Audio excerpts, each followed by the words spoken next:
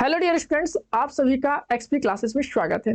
हम class 12th की chemistry का यहाँ पर अध्ययन कर रहे हैं। जैसा कि हम क्लास 12th की केमिस्ट्री का पहला चैप्टर, जैसे हम विलेन बोलते हैं, उसे हमने कवर करा रखा है और उस चैप्टर के अंतर्गत हमने उसकी कंप्लीट थ्योरी और कंप्लीट उसके डेरिवेशन करा रखे थे। तो कंप्लीट थ्योरी हमने 3 वीडियो लेक्चर में कवर कराई थी और कंप्लीट डेरिवेशन भी हमने 3 वीडियो लेक्चर्स में अलग अलग रूप से जो उसके स्टैंडर्ड थे उसके हिसाब से कवर करा रखे हैं। अगर आपने वो जो आपका चैप्टर नंबर फर्स्ट था विलियन, वो नहीं कंप्लीट किया हुआ है तो पहले आप जाकर चैप्टर नंबर फर्स्ट को कंप्लीट कीजिए।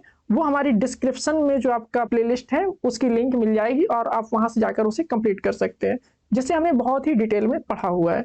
अब हम बात करते हैं चैप्टर नंबर दूसरे की, जिसका नाम है वैद्युत रसायन या इलेक्ट्रोकेमिस्ट्री। तो ये जो आपका इलेक्ट्रोकेमिस्ट्री जो आपका चैप्टर है, ये आप जानते हैं कि चैप्टर जो इलेक्ट्रोकेमिस्ट्री 7 नंबर का आपका बोर्ड एग्जाम में आने वाला है। तो आप यहाँ पर ध्यान देंगे कि इसमें आपको पढ़ना क्या क्या है, कौन कौन सी चीजों के बारे में पढ़ना है, तो आपको एकदम मजा आ जाएगा। मैंने यहाँ पर आपको बिल्कुल बेस से पढ़ा है, बिल्कुल मतलब अगर आप जीरो भी है, जीरो से अगर आप निगेटिव में भी है तो भी आपको बिल्कुल मजा आ जाएगा। तो मैंने यहाँ पर बिल्कुल आप कह सकते हैं कि 9th वाले कॉन्सेप्ट भी उठा के यहाँ पे बढ़िया आराम से बड़े डिटेल में समझाए हुए हैं।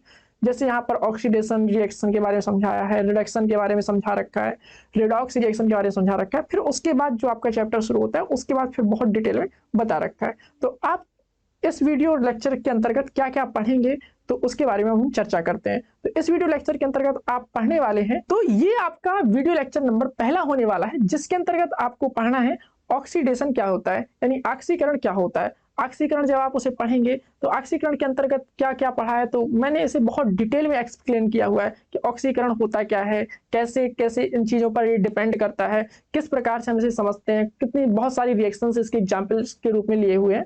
फिर उसके बाद आप पढ़ेंगे रिडक्शन क्या होता है, यानी अपचयन क्या होता है। उसके बाद जो ऑक्सीडेशन और रिडक्शन दोनों एक साथ होते हैं, यानी रिडॉक्स रिएक्शन क्या होती है।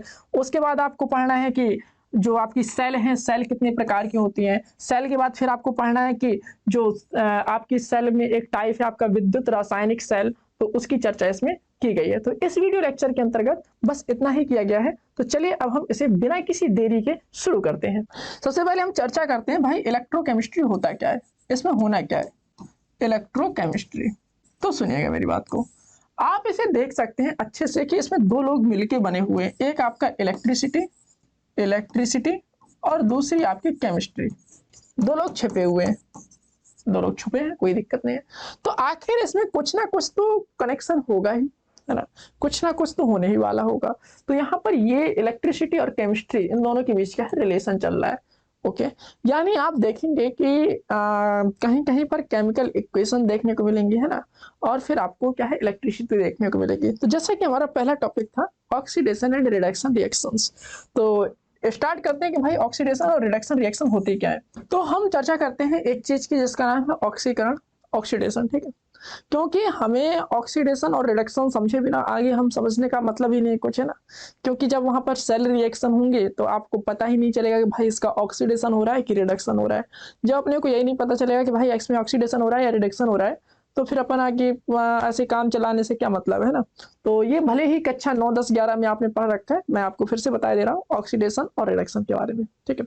अच्छे से सुनिएगा मेरी बात को, और उसके बाद मैं आपको एक बढ़िया सुंदर सी ट्रिक बताऊंगा, ठीक है।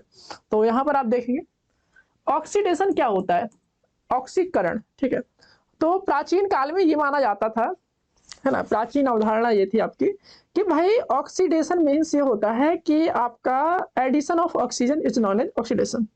ऐसा बोल देते थे, क्या बोल देते थे कि अगर आपका ऑक्सीजन के साथ संयोग हो रहा है कहीं पर, तो हम कह देते थे कि भाई ऑक्सीडेशन चल रहा है, ठीक है। अब ऑक्सीजन के साथ संयोग कैसे होता है, जैसे मैंने मान लो सल्फर लिया यहाँ पर और उसका ऑक्सीजन के साथ रिएक्शन कराई, तो वो हमारी क्या बन गई SO2। ये प्राचीन काल के हिसाब से नई वाली डेफिनेशन बताऊंगा, चिंता नहीं करना। अब जैसे मान लो मैंने मैग्नीशियम लिया Mg और उसकी रिएक्शन कराई ऑक्सीजन से, तो ये आपका बना MgU।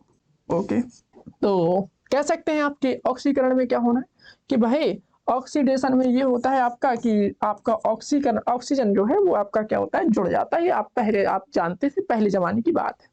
अब नया जमाना हुआ, जैसे जैसे आपका जमाना परिवर्तित हुआ, तो उसने बोला भाई कि ऋण विद्युतीय जो तत्व है अगर वो आपसे जुड़ रहा है, या आप कह सकते हैं कि धन विद्युतीय तत्व जो आपसे निकल रहा है, दैट इज कॉल्ड ऑक्सीडेशन। कहा ठीक है, कोई दिक्कत नहीं है, ठीक है। फिर थोड़ा थोड़ा जमाना और मॉडर्न हुआ तो फिर उन्होंने ये बताया कि भाई कि अगर आपका कोई तत्व इलेक्ट्रॉन त्याग कर पॉजिटिव आयन बना रहा है तो हम कह देते थे कि भाई उसका क्या हो रहा है, ऑक्सीडेशन हो रहा है।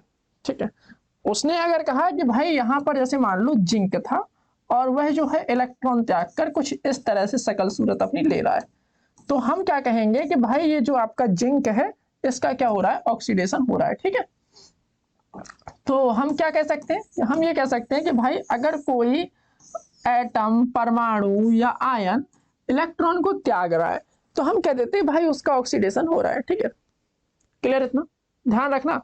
अभी मैं इन सभी पॉइंट्स को लिखवाने वाला हूँ, मजा आ जाएगा आपको। तो पहला पॉइंट यही है कि भाई पहले अपन ये मानते थे कि अगर आपका ऑक्सीजन ऐड हो रहा है, ऑक्सीजन का मतलब संयोग हो रहा है, दैट इज कॉल्ड ऑक्सीडेशन। ठीक है, थोड़ा थोड़ा फिर उसके बाद दिमाग विकसित हुआ हम लोगों का, तो फिर हमने कहा कि भाई कोई भी ऋण विद्युतीय तत्व है वो जुड़ रहा है, हम कह देते हैं भाई उसका ऑक्सीडेशन हो रहा है। ठीक है, जैसे मान लो अगर बाय द वे हमारा किसी भी तरह से जैसे मान लेते हैं कि कोई आपका ऋण विद्युतीय तत्व जुड़ रहा है तो हम कह देते हैं भाई इसमें ऑक्सीडेशन हो रहा है। ठीक है, फिर हमने ये सोचा कि भाई इसमें अगर मान लीजिए कि ऑक्सीजन जुड़ रहा है, ये वाला हो गया, ऋण विद्युतीय तत्व आपका जुड़ रहा है, ये वाला हो गया। तीसरा बात हमारे दिमाग में ये आई कि भाई अगर किसी भी तरह से इसमें क्या है, इलेक्ट्रॉन त्याग कर रहा है तो हम कह देते हैं भैया ये जो ऑक्सीडेशन की रिएक्शन चल रही है। ठीक है, तो ऑक्सीडेशन का कॉन्सेप्ट क्लियर। ठीक है, अब बात आती है हमारी रिडक्शन की। अभी मैं पूरे लिखवाऊंगा, ऑक्सीडेशन भी लिखवाऊंगा आपको, रिडक्शन भी लिखवाऊंगा। अब बात आती है हमारी रिडक्शन की। रिडक्शन दैट इज अपचयन, इसे हम बोलते हैं अपचयन। तो अपचयन में क्या होता है आपका, तो सुनिएगा, अपचयन में इसका जस्ट अपोजिट है। क्या होना है, और वो कहेगा आपसे कि भाई अगर आपका ऋण विद्युतीय तत्व आपको छोड़ के जा रहा है तो आप कह देंगे भाई इसका अपचयन हो गया। ठीक है, कोई दिक्कत नहीं है। जैसे मान लीजिए आपका क्या है कि इलेक्ट्रॉन वो एक्सेप्ट कर रहा है, आप कह देंगे इसका अपचयन हो रहा है। ठीक है, तो आप क्या कह सकते हैं कि अगर इसमें ऋण विद्युतीय तत्व आपका छोड़कर जा रहा है तो आप कहेंगे अपचयन हो रहा है। ठीक है, अगर आप कहेंगे कि भाई इसमें जो है ऋण विद्युत तत्व छोड़ के जा रहा है तो अपचयन है। ठीक है, और अगर आपका जैसे मान लीजिए कि उसने इलेक्ट्रॉन जो है आपका ग्रहण कर लिए हैं तो उसका अपचयन हो जाता है। ठीक है, क्लियर हुआ इतना, कोई डाउट, कोई समस्या, कोई दिक्कत? कोई दिक्कत नहीं है, तो इतना क्लियर ना। चलिए, तो अब हम एक एक करके लिखते हैं। तो सबसे पहले हम लिखेंगे ऑक्सीडेशन के बारे में। तो पहला पॉइंट अगर हम बात करें तो वो यही है, कहलाएगा कि किसी पदार्थ का ऑक्सीजन या अन्य ऋण विद्युतीय तत्व के साथ अगर हमारा जुड़ाव हो रहा है तो हम कह देते हैं कि भाई ये हमारा ऑक्सीडेशन की रिएक्शन है। अब आप बोलेंगे कि भाई इसका एग्जाम्पल लियो, तो एग्जाम्पल आप इस तरह से लियो कि ये आपका Mg है और ये आपका Cl2 है, ऋण विद्युतीय तत्व है। तो यहाँ पर क्या हो जाएगा आपका MgCl2, तो ये क्या हो रहा है आपका ऑक्सीडेशन। ठीक है, तो यहाँ पर क्या हो रहा है, ऋण विद्युतीय तत्व क्या हो रहा है, जुड़ रहा है। यहाँ पर आप लिख सकते हैं कि ऋण विद्युतीय तत्व जुड़ रहा है। ऋण विद्युतीय तत्व मींस कौन है, आपका क्लोरीन है। तो यहाँ पर लिखेंगे ऋण विद्युतीय तत्व जुड़ रहा है। मैं आपको दूसरा उदाहरण दूं तो ये आप इस तरह से लिख सकते हैं कि आपका Mg है और यहाँ पर आपका ऑक्सीजन है, इस तरह से हो जाएगा आपका MgO। यहाँ पर 2 लगा लो तो यहाँ पर 2 हो जाएगा। तो यहाँ पर लिखेंगे ऑक्सीजन का संयोग। ठीक है, तो ये जो रिएक्शन है आपकी ऑक्सीडेशन कहलाती है। दूसरा पॉइंट आप क्या बोल सकते हैं इसमें कि भाई ऑक्सीजन के बारे में अगर आपको दूसरी चीज और बोलनी हो तो आप और दूसरी चीज क्या बोलेंगे कि अगर कोई पदार्थ है उससे अगर आपका कह सकते हैं कि हाइड्रोजन या कोई धन विद्युतीय तत्व जो है वो अलग हो रहा है तो हम कह देते हैं कि भाई साहब ये जो है आपका, ये भी आपका क्या है, ऑक्सीडेशन हो रहा है। तो यहाँ पर लिखेंगे किसी पदार्थ से या किसी तत्व से, किसी पदार्थ से हाइड्रोजन या धन विद्युतीय तत्व का अलग होना, हाइड्रोजन या धन विद्युतीय तत्व का अलग होना क्या कहलाता है आपका, तो हाइड्रोजन या धन विद्युतीय तत्व का अलग होना ये भी आपका क्या कहलाता है, ऑक्सीकरण कहलाता है। तो जैसे मान लो मैं इसका उदाहरण देना चाहूं तो यहाँ पर लिख सकते हैं, जैसे हमने मीथेन ले लिया, ठीक है, और इसकी रिएक्शन अगर हम ऑक्सीजन से कराएं तो हमको क्या मिलता है, हमको मिलता है कार्बन डाइऑक्साइड गैस और हमको मिलेगा वाटर। फिट करते हैं इसे, तो यहाँ पर 2 कर दीजिए और यहाँ पर आप 2 कर दीजिए। तो ये भी आपका ऑक्सीडेशन है क्योंकि यहाँ पर जो हाइड्रोजन है वो यहाँ से हाइड्रोजन क्या हो गया, अलग। अगर मैं बात करूं तीसरा पॉइंट,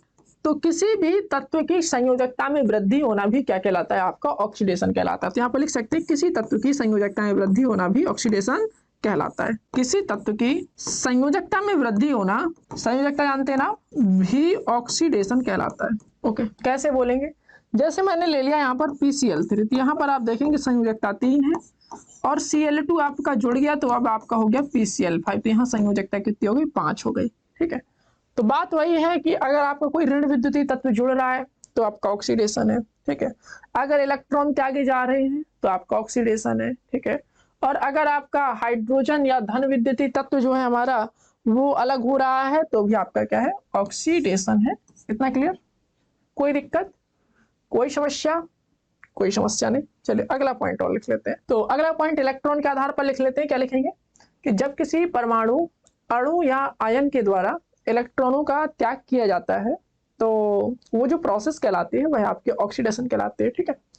अगर बात की जाए ऑक्सीडेशन में तो क्या होगा कि इलेक्ट्रॉनों का त्याग हो रहा है, दैट इज आपके इलेक्ट्रॉनों में कमी आ रही है, अर्थात उसमें धनावेश में वृद्धि हो रही है और ऋणावेश में कमी आ रही है।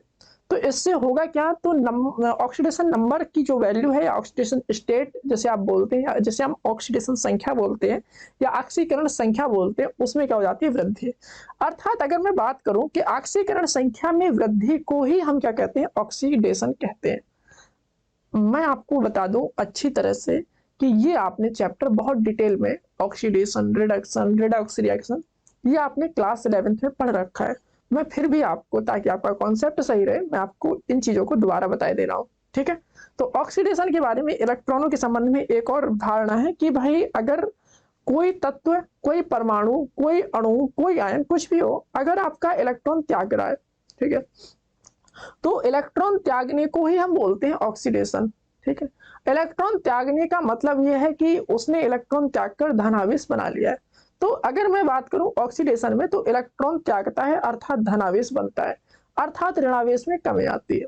तो कुछ भी आ सकता है कि अगर कोई एटम जो है इलेक्ट्रॉन त्यागता है तो कौन सी घटना है, वो आपकी ऑक्सीडेशन की घटना है। चलिए लिख लेते हैं। तो जब कोई परमाणु, अणु या आयन, जब कोई परमाणु, अणु या आयन इलेक्ट्रॉन त्याग कर धनावेश बनाता है तो यहां पर आप देखेंगे कि जब कोई परमाणु, अणु या आयन इलेक्ट्रॉन त्याग कर आवेशित हो जाता है तो वहां पर क्या होता है, ऑक्सीडेशन की रिएक्शन होती है, ठीक है। चलिए मैं आपको बढ़िया तरीके से उदाहरण देता हूं, आप अच्छे से समझिएगा, दिमाग लगा के देखिए। जैसे मान लो हमारे पास सोडियम है, कलर चेंज कर लेता हूं थोड़ा सा। जैसे मान लो हमारे पास सोडियम है, ओके, इसने रिएक्शन करी और इसने बनाया कुछ इस तरह से सिस्टम। तो इसने क्या किया कि इलेक्ट्रॉन का क्या किया, त्याग किया। क्या किया इसने, इलेक्ट्रॉन त्यागी। तो इलेक्ट्रॉन त्यागना ही क्या है, ऑक्सीडेशन कहलाता है, ठीक है। और इसकी जो ऑक्सीडेशन स्टेट यहाँ पर कितनी है, 0, और यहाँ पर ऑक्सीडेशन स्टेट क्या है, +1। अंडरस्टैंड। दूसरी बात अगर मैं देखूं तो जैसे यहाँ पर मान लो Cu+ है और इसने जो है इलेक्ट्रॉन त्याग कर Cu डाई पॉजिटिव और प्लस इलेक्ट्रॉन बनाया, तो इसने भी इलेक्ट्रॉन त्यागा है, तो ये भी क्या कहलाएगा, इसने भी इलेक्ट्रॉन क्या किए हैं, त्यागे हैं। तो इसने इलेक्ट्रॉन त्यागा है तो इसका मतलब ये है कि इसने भी जो कहानी है, यहाँ पर +1 है इसके ऑक्सीडेशन स्टेट और यहाँ पर +2 है।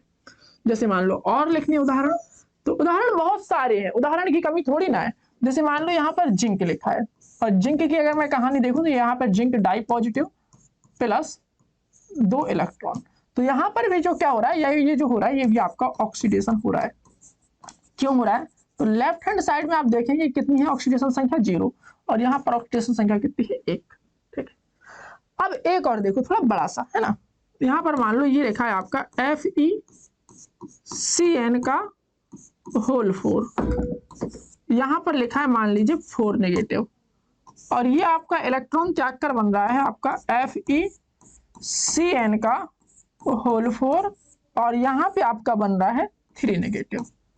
तो इसने भी इलेक्ट्रॉन त्यागी तो ये भी आपका ऑक्सीडेशन स्टेट है, ठीक है। अगर मैं यहाँ पर देखूं तो यहाँ पर आपकी Fe की जो ऑक्सीडेशन नंबर है वो आपका कितना है, तो यहाँ पर ऑक्सीडेशन नंबर Fe का है +2 और यहाँ पर ऑक्सीडेशन नंबर जो है Fe का +3 है। तो यहाँ पर ऑक्सीकरण संख्या में अगर आपकी वृद्धि हो रही है तो हम क्या कहेंगे कि भाई साहब ये जो है आपका ऑक्सीडेशन रिएक्शन है। आप कहेंगे भाई साहब कैसे वृद्धि हो रही है, तो मैंने आपको सिखाया था क्लास 11 में कि कैसे ऑक्सीकरण संख्या निकालते। तो Fe की जगह x मानिए, Cn का -1 होता है तो -1 की जगह 4 लिखिए, यहाँ पर 4 लोग हैं बराबर -4। सॉरी, एक सेकेंड, तो कटपिट जाएगा वो तो है ना, यहाँ पर 6 है, सॉरी, अरे भाई बाई मिस्टेक, प्रिंटिंग मिस्टेक, यहाँ पर 6 है, ठीक है।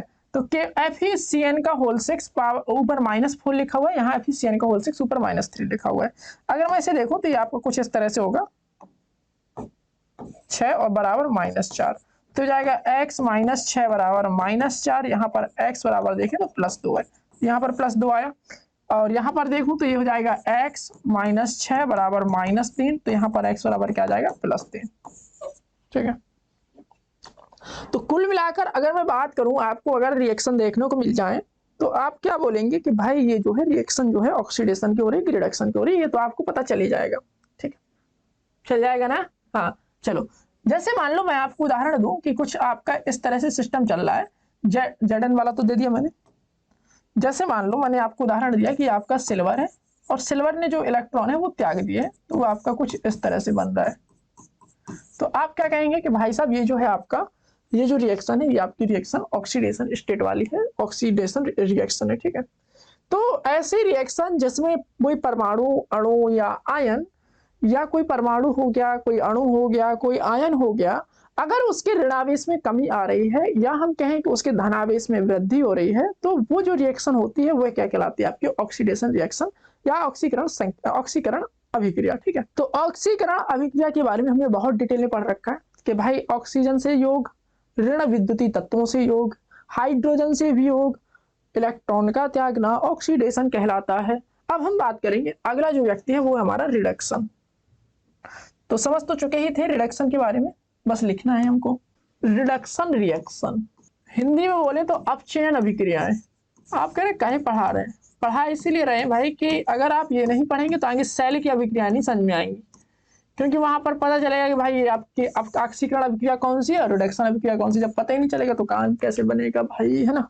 चलो अब बात आती है अपचयन अभिक्रिया। तो अपचयन अभिक्रिया में ये होगा आपका कि ऑक्सीजन से इसमें आपका वियोग होगा, संयोग नहीं होगा। ठीक है, तो क्या बोलेंगे आप कि ऐसी अभिक्रियाएं जो ऑक्सीजन को क्या करती हैं? त्याग देती हैं। ऐसी अभिक्रियाएं जिनमें ऑक्सीजन त्यागा जा रहा होता है या ऋण विद्युतीय तत्व त्यागा जा रहा होता है, तो वो जो अभिक्रियाएं होती हैं वो क्या कहलाती हैं? आपकी ऑक्सीडेशन रिएक्शन कहलाते हैं। ठीक है, ऐसी अभिक्रियाएं जिनमें जो है आपका कह सकते हैं कि इलेक्ट्रॉन को ग्रहण किया जाता है, वो आपकी अभिक्रियाएं क्या कहलाती हैं? रिडक्शन अभिक्रियाएं कहलाती हैं, अपचयन अभिक्रियाएं कहलाती हैं। ऐसी अभिक्रियाएं जिनमें आप कह सकते हैं कि हाइड्रोजन जो है वो कह सकते हैं कि ऐड होता है या कोई धन विद्युतीय तत्व ऐड होता है, तो आप कह देते हैं भाई साहब ये जो है आपकी रिडक्शन रिएक्शन है। तो इन चीजों के बारे में ध्यान देते हुए इसकी अब डेफिनेशन लिखते हैं।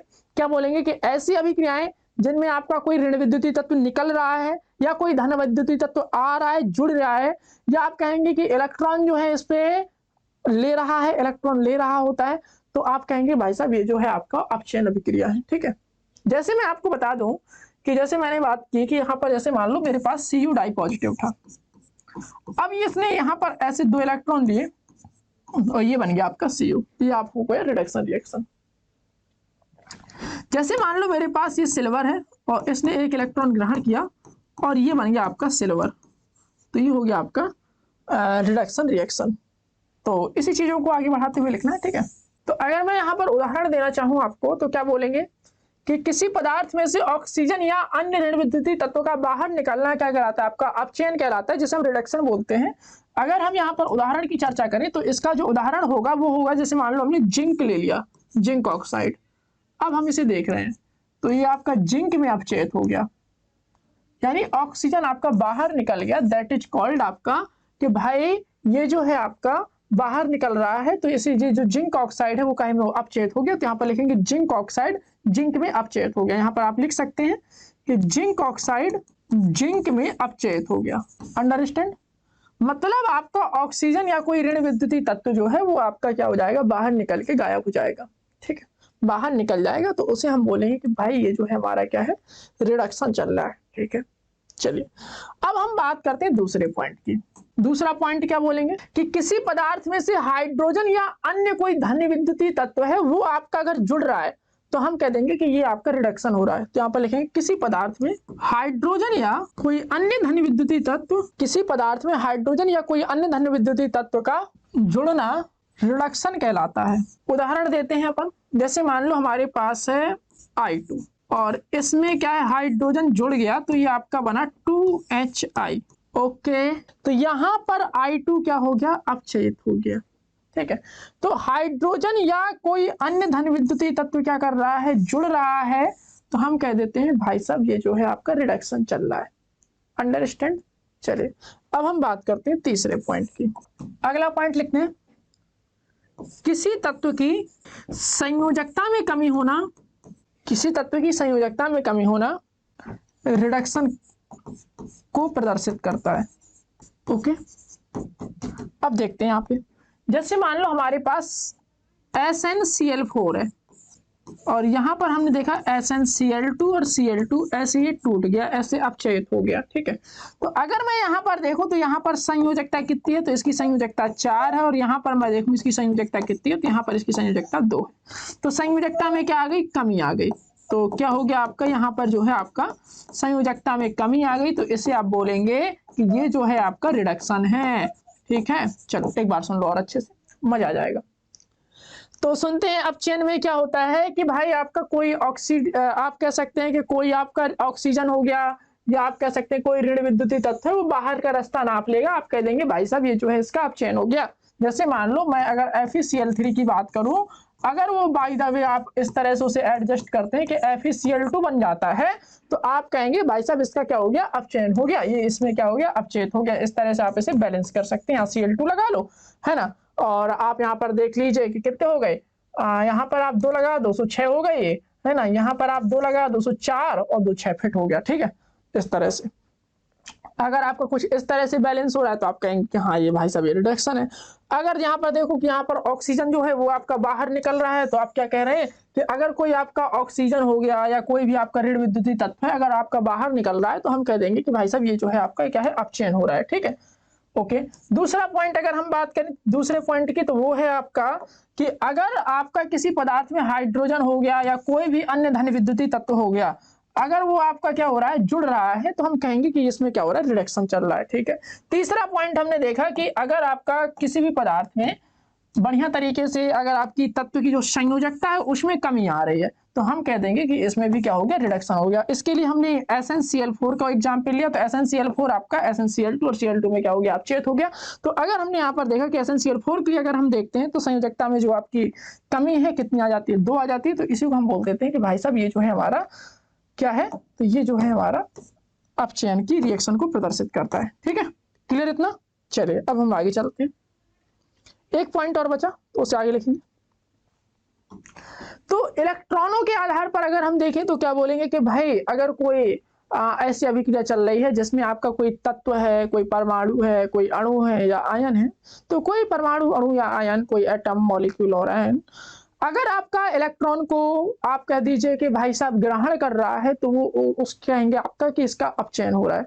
तो यहाँ पर लिख सकते हैं, क्या लिखेंगे, यदि कोई परमाणु, अणु या आयन, यदि कोई परमाणु, अणु या आयन इलेक्ट्रॉन को ग्रहण कर लेता है, पूरा लिख लो नाम है ना, इलेक्ट्रॉन को ग्रहण करता है, या आप कह सकते हैं अर्थात उसकी ऋणावेश से वृद्धि होती है, तो वह अभिक्रिया अपचयन की कहलाती है। तो यहाँ पर आप लिख सकते हैं वह अभिक्रिया अपचयन की कहलाती है।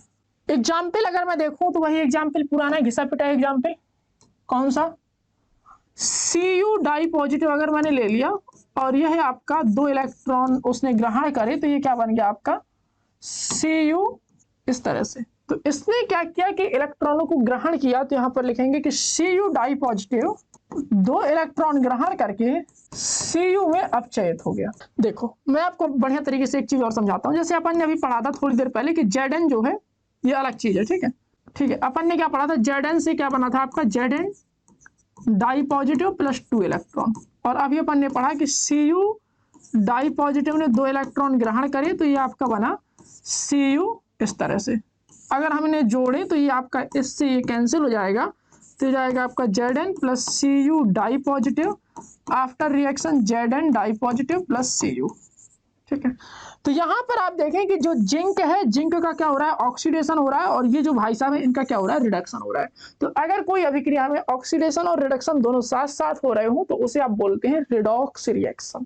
ठीक है, क्या बोलते हैं उसे, रिडॉक्स रिएक्शन। क्या बोलते हैं उसे, रिडॉक्स रिएक्शन। ठीक है, चल क्लियर हुआ इतना, कोई दिक्कत, कोई समस्या? तो इस प्रकार की रिएक्शन को हम बोलते हैं रिडॉक्स रिएक्शन। चलो एक मैं मजेदार बात आपको बताता हूँ, ठीक है। सेल पढ़ने से पहले आपको दो चीजें पढ़नी पड़ेंगी, कैथोड एनोड, ये जानना जरूरी है ना। तो अगर मैं बात करूं एनोड में क्या होना है ना, और आपकी बात करूं कैथोड में क्या होना है, तो यहां पर मैं ऐसे एनोड लिख रहा हूं और नीचे लिखूंगा कैथोड। तो सुनो, एनोड में आपका होगा ऑक्सीडेशन, क्या होगा, हमेशा और हमेशा क्या होगा, ऑक्सीडेशन। और कैथोड में होगा आपका रिडक्शन। जी आपको ध्यान रखना है, अगर आपकी ऑक्सीडेशन की रिएक्शन चल रही है तो वहां पर क्या होगा, आपका एनोड में होगा, और जो अगर कैथोड में जो होगा वो क्या होगा, रिडक्शन होगा, ठीक है। ध्यान रखना इस बात का। चलिए आगे चलते हैं। तो अब हम बात करते हैं आगे, जो कि है हमारा रिडॉक्स रिएक्शन। तो उसके बारे में चर्चा कर लेते हैं रिडॉक्स रिएक्शन की। तो अब हम बात करते हैं रिडॉक्स रिएक्शन की, है ना। अकॉर्डिंग टू सिलेबस ही चल रहा था, है ना, कि उसमें पहले था कि भाई ऑक्सीडेशन रिएक्शंस क्या होते हैं, अपचयन रिएक्शन क्या होते हैं, है ना, और रिडॉक्स रिएक्शन, ठीक है। उसके बाद फिर अपन सेल के बारे में आ जाएंगे, ठीक है। फिर उसके बाद वो जो मोलर रोलर चालकता वगैरह चालकता, तो ये सब चीजें, तो वो सब चीजें बहुत डिटेल में पढ़ने वाले। सबसे पहले चर्चा करते हैं रिडॉक्स रिएक्शन क्या होते हैं। तो अभी हमने ऑक्सीडेशन रिएक्शन के बारे में पढ़ा, ओके, और रिडक्शन रिएक्शन के बारे में पढ़ा। दैट इज हमने ऑक्सीडेशन मतलब ऑक्सीकरण अभिक्रियाओं के बारे में पढ़ा और अपचयन अभिक्रियाओं के बारे में पढ़ा। तो अगर किसी अभिक्रिया में ऑक्सीकरण और अपचयन की अभिक्रियाएं दोनों हो रही होती हैं, तो हम कह देते हैं कि भाई ये जो अभिक्रिया है, ये कौन सी अभिक्रिया है, यह आपकी रिडॉक्स अभिक्रिया कहलाती है। क्या बोलेंगे आप, कि किसी अभिक्रिया में ऑक्सीकरण और अपचयन की अभिक्रियाएं अगर आपकी साथ साथ हो रही होती हैं, तो आप उसे बोलेंगे कि यह जो है हमारी रिडॉक्स रिएक्शन है। जैसे मैं आपको बता दूं कि जैसे हमारा ये था Zn डाई पॉजिटिव, और यहां पर मान लो आपके पास Cu था, ठीक है, उल्टा लिख दिया है ना। चलो एक सेकेंड,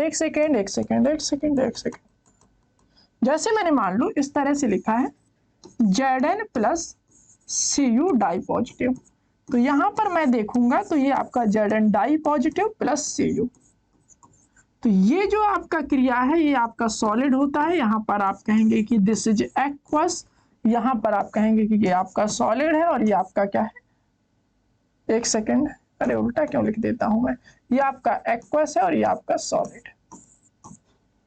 क्या हो रहा है यहाँ पर, तो यहाँ पर आप क्या कहेंगे कि जिंक का क्या हो रहा है, ऑक्सीडेशन हो रहा है, ओके, ऑक्सीकरण हो रहा है। और अगर मैं यहाँ कॉपर का देखूं तो कॉपर का क्या हो रहा है, अपचयन हो रहा है, रिडक्शन हो रहा है, ठीक है। तो ऐसी अभिक्रिया जिसमें ऑक्सीकरण और अपचयन दोनों साथ साथ दिखाई दें, साथ साथ रहे, मिलजुल कर रहे हैं, है ना, तो वह आपकी अभिक्रिया क्या कहलाती है, रिडॉक्स अभिक्रिया कहलाती है, ठीक है। तो वे अभिक्रियाएं जिनमें ऑक्सीडेशन और रिडक्शन की अभिक्रियाएं साथ साथ संपन्न होती हैं उन्हें हम रिडॉक्स रिएक्शन कहते हैं। चलिए मैं यहाँ पर एग्जाम्पल दे रहा हूं कि जैसे मैंने मान लो यहाँ पर ले लिया जिंक और ये आपका बना जिंक और ये, तो यहां पर देखो ये आपका सॉलिड स्टेट में है, ये आपका एक्वस में होता है और ये आपका एक्वस में होता है और ये आपका सॉलिड में। लिखना हो लिख लिया करो, ना लिखना हो तो ना लिखा करो, कोई दिक्कत की बात इसमें नहीं, ठीक है। चलिए यहां पर अगर हम देखें तो यहां पर लिखेंगे उपरोक्त अभिक्रिया में जिंक का, अगर मैं देखूं तो यहां पर लिखेंगे जिंक का क्या हो रहा है, ऑक्सीडेशन हो रहा है, जबकि कॉपर का Cu में रिडक्शन या अपचयन हो रहा है। क्या हो रहा है, अपचयन हो रहा है, जैसे हिंदी में हम रिडक्शन कहते हैं। आई बात समझ में, देखो एक का अपचयन, एक का ऑक्सीडेशन हो रहा है, क्या हो रहा है, एक्चुअली हो ऐसा रहा है, जिंक जो है आपका इस तरह से टूट रहा है, इलेक्ट्रॉन उसने त्याग दिए, और ये जो कॉपर है वो क्या कर रहा है, वो इलेक्ट्रॉन ग्रहण कर रहा है आपका कुछ इस तरह से, है ना, और फिर ये दोनों क्या हो रहे हैं, जुड़ रहे हैं, तो ये कट गया और इस तरह से आपकी जुड़ रहे हैं, ठीक है। और क्या बताया था कि जो आपकी ये जो रिएक्शन है ऑक्सीडेशन वाली, ये रिएक्शन होती है आपकी एनोड पर, और ये जो रिएक्शन है रिडक्शन वाली, तो ये होती है आपकी कैथोड पर, ठीक है। तो ये अभी हम बहुत डिटेल में पढ़ने वाले हैं, तो इसकी कोई दिक्कत की बात है नहीं, ठीक है। चलो तो सबसे पहले अगर मैं बात करूं कि भाई हो क्या रहा है, तो यहाँ पर अगर हम देखें तो जिंक जो है आपका ऑक्सीडेशन हो रहा है जिंक का काहे में, Zn डाई पॉजिटिव में, और कॉपर डाई पॉजिटिव का कॉपर में क्या हो रहा है, रिडक्शन हो रहा है। तो ऐसी अभिक्रियाएं जिनमें ऑक्सीडेशन और रिडक्शन साथ साथ हो रहा होता है उन अभिक्रियाओं को हम बोलते हैं रिडॉक्स अभिक्रियाएं। इनको हम ऑक्सीकरण और अपचयन अभिक्रियाएं भी कहते हैं। ठीक है, जैसे मान लो मैं दूसरा उदाहरण दूं, जैसे Zn+2HCl, तो आफ्टर रिएक्शन हो जाएगा आपका ZnCl2 + H2। ठीक है, तो ये आपका सॉलिड है, ये आपका एक्वस में है, तो यहां पर मैं देखूं तो ये आपका एक्वस है और ये आपका गैस है। ठीक है, यहां पर अगर मैं बात करूं तो यहां पर जो जिंक है, जिंक से ZnCl2 बन गया, तो अर्थात यहां पर हो क्या रहा है, जिंक में ऋण विद्युतीय तत्व जुड़ रहा है। जिंक में ऋण विद्युतीय तत्व जुड़ना, ऋण विद्युतीय तत्व का जुड़ना क्या कहलाता है, ऑक्सीडेशन। तो ये जो रिएक्शन है ये क्या हो गई, ऑक्सीडेशन की। ओके, और यहां पर देखो ये हाइड्रोजन वाले भाई साहब है, इनसे क्या हो रहा है, ऋण विद्युतीय तत्व क्या हो रहा है, बाहर निकल रहा है। तो यह जो रिएक्शन है ये कौन सी हो गई, रिडक्शन की।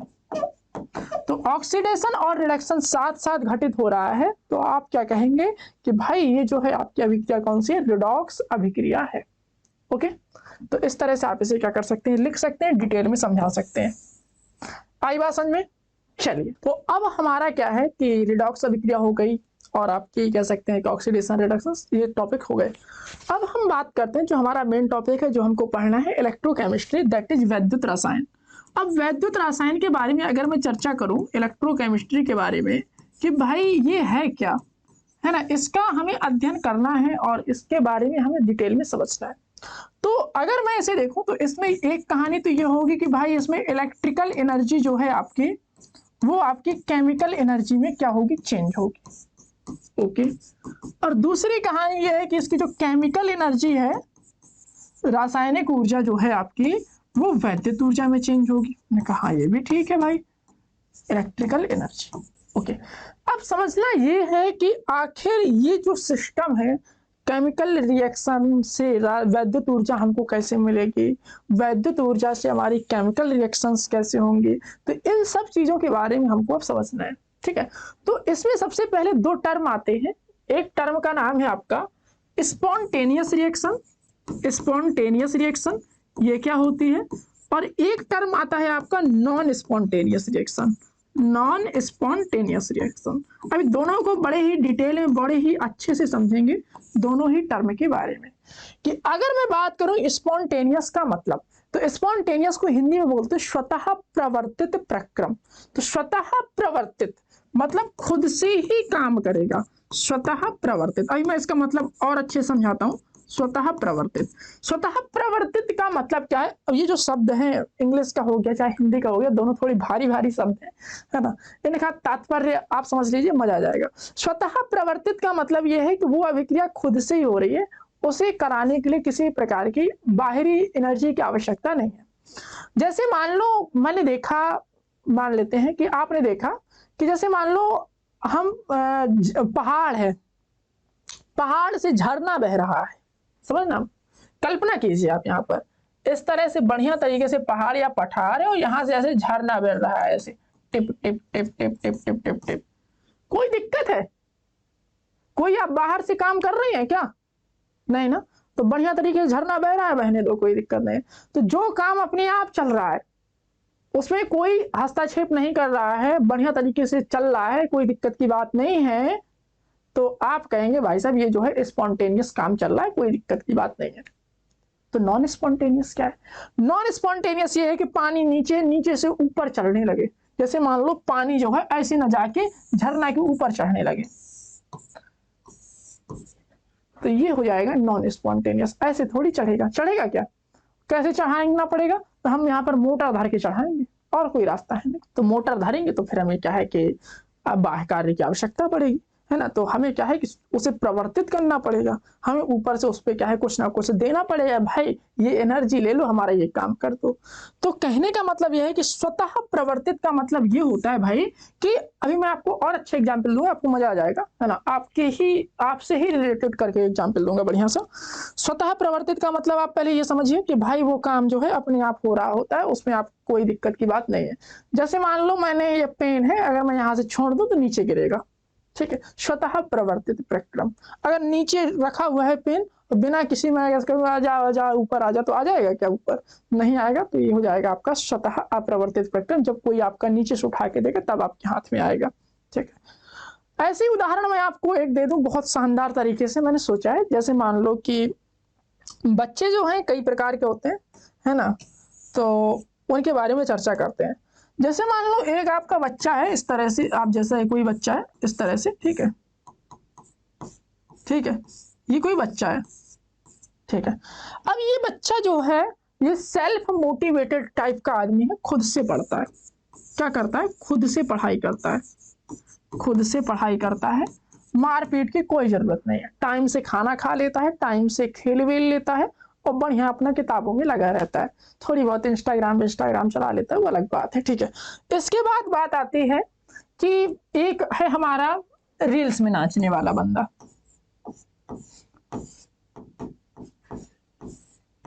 दूसरा बंदा आपका कुछ इस तरह से, ठीक है।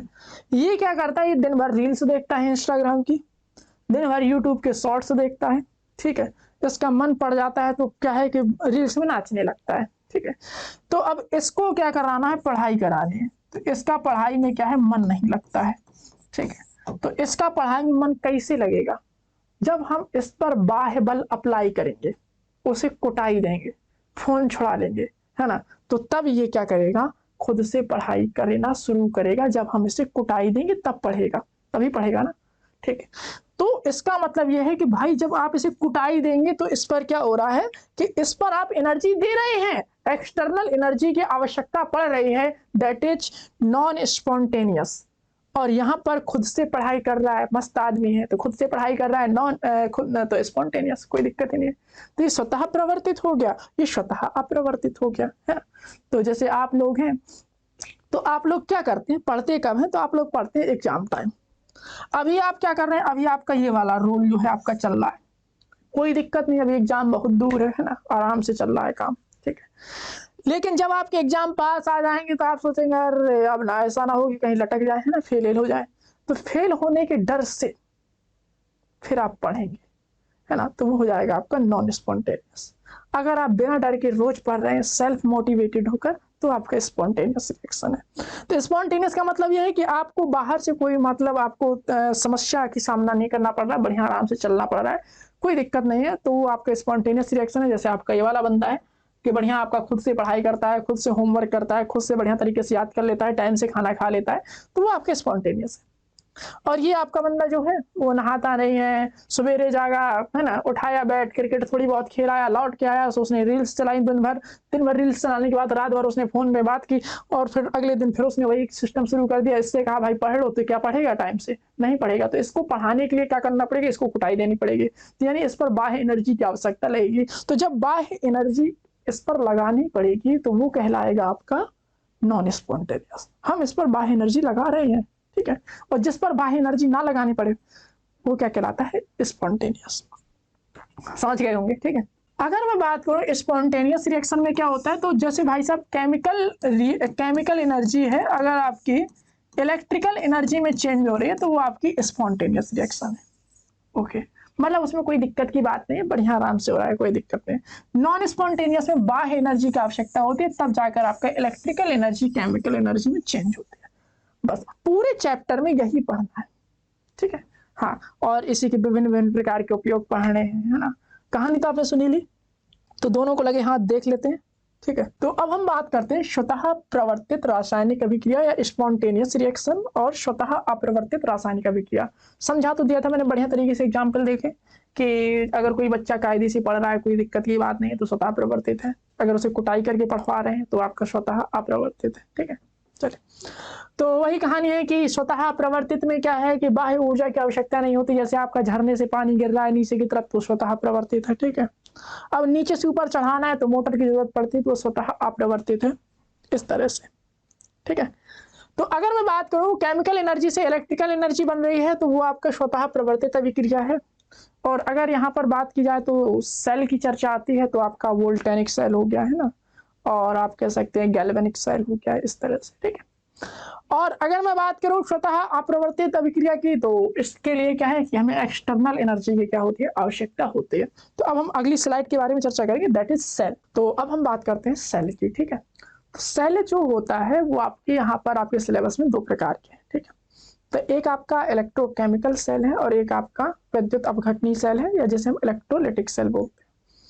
तो वैद्युत रासायनिक सेलों में अगर मैं बात करूं तो वह जो है आपका केमिकल एनर्जी से आपको इलेक्ट्रिकल एनर्जी देती है, रासायनिक ऊर्जा से आपका क्या है, वैद्युत ऊर्जा देती है।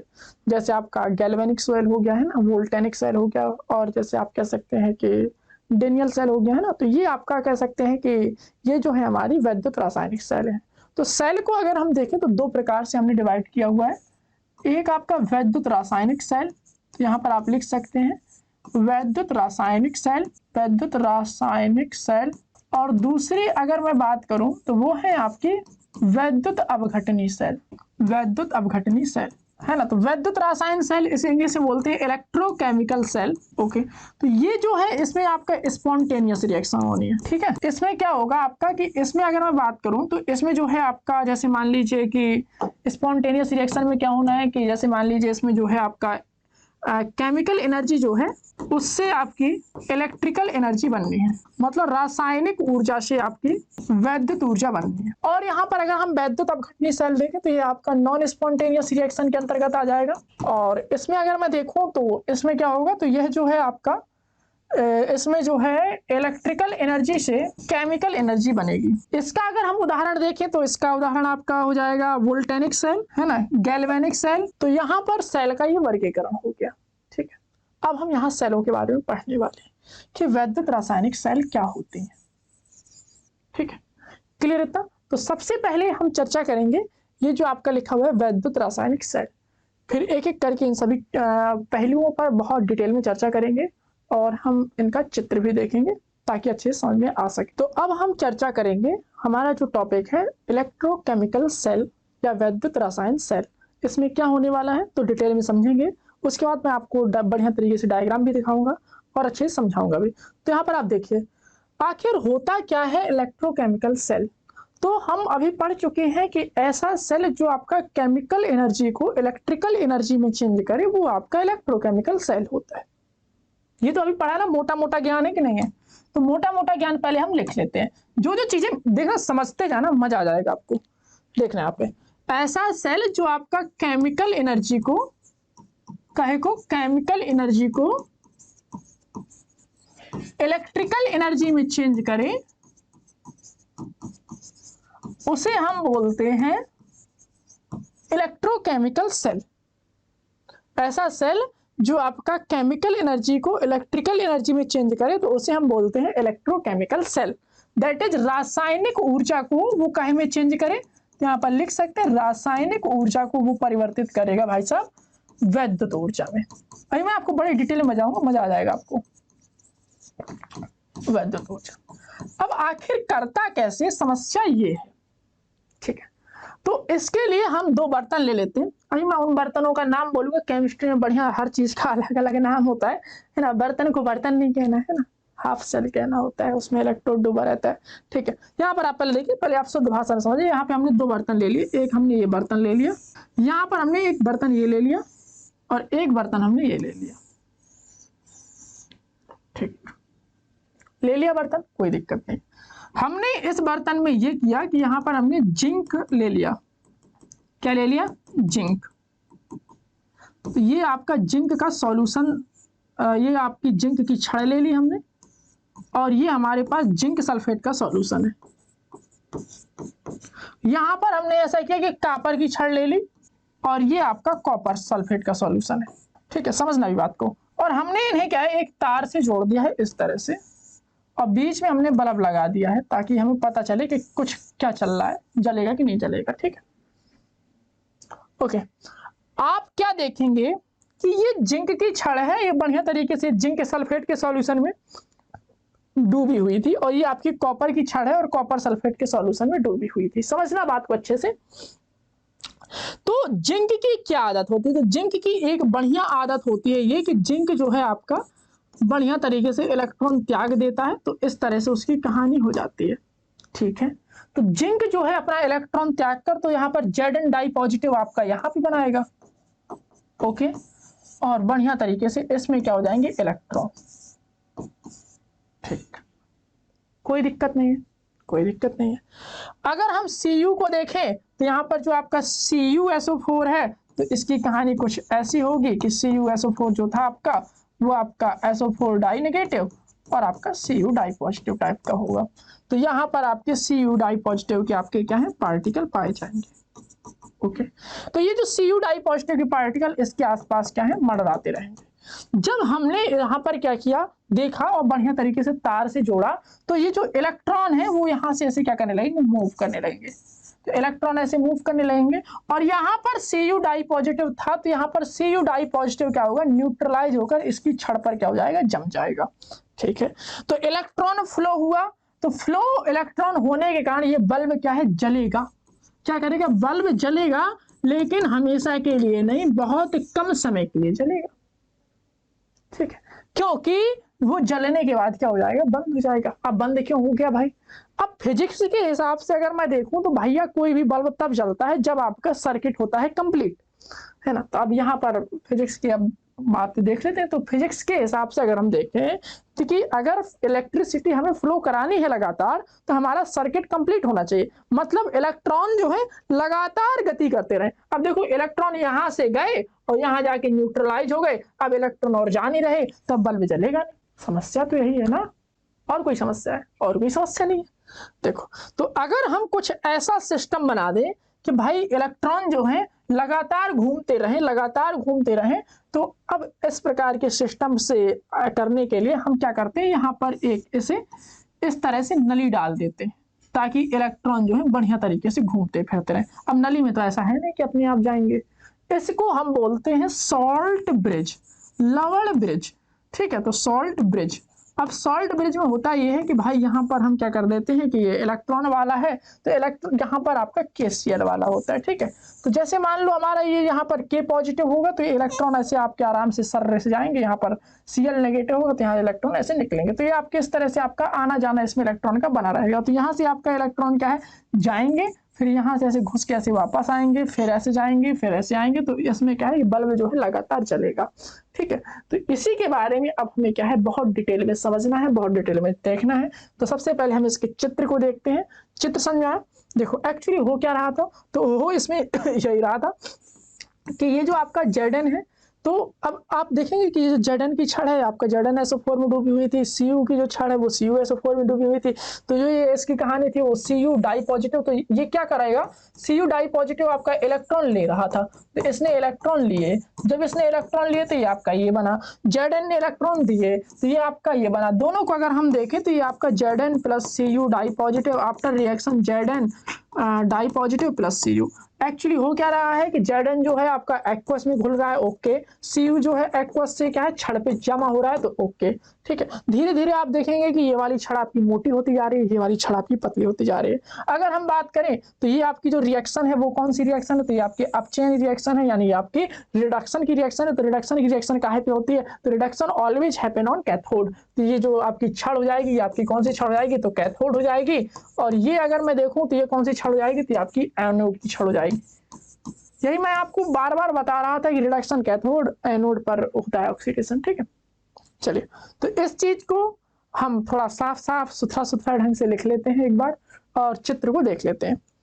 तो यहाँ पर आप देखेंगे, देखो अगर मैं यहाँ पर चित्र के माध्यम से आपको एक्सप्लेन करके दिखाऊं तो आखिर क्या चल रहा है, तो यहाँ पर आप देखिएगा कि यहाँ पर जो है आपका जिंक का सॉल्यूशन है। क्या का सॉल्यूशन है, जिंक का, तो ZnSO4 का सॉल्यूशन है।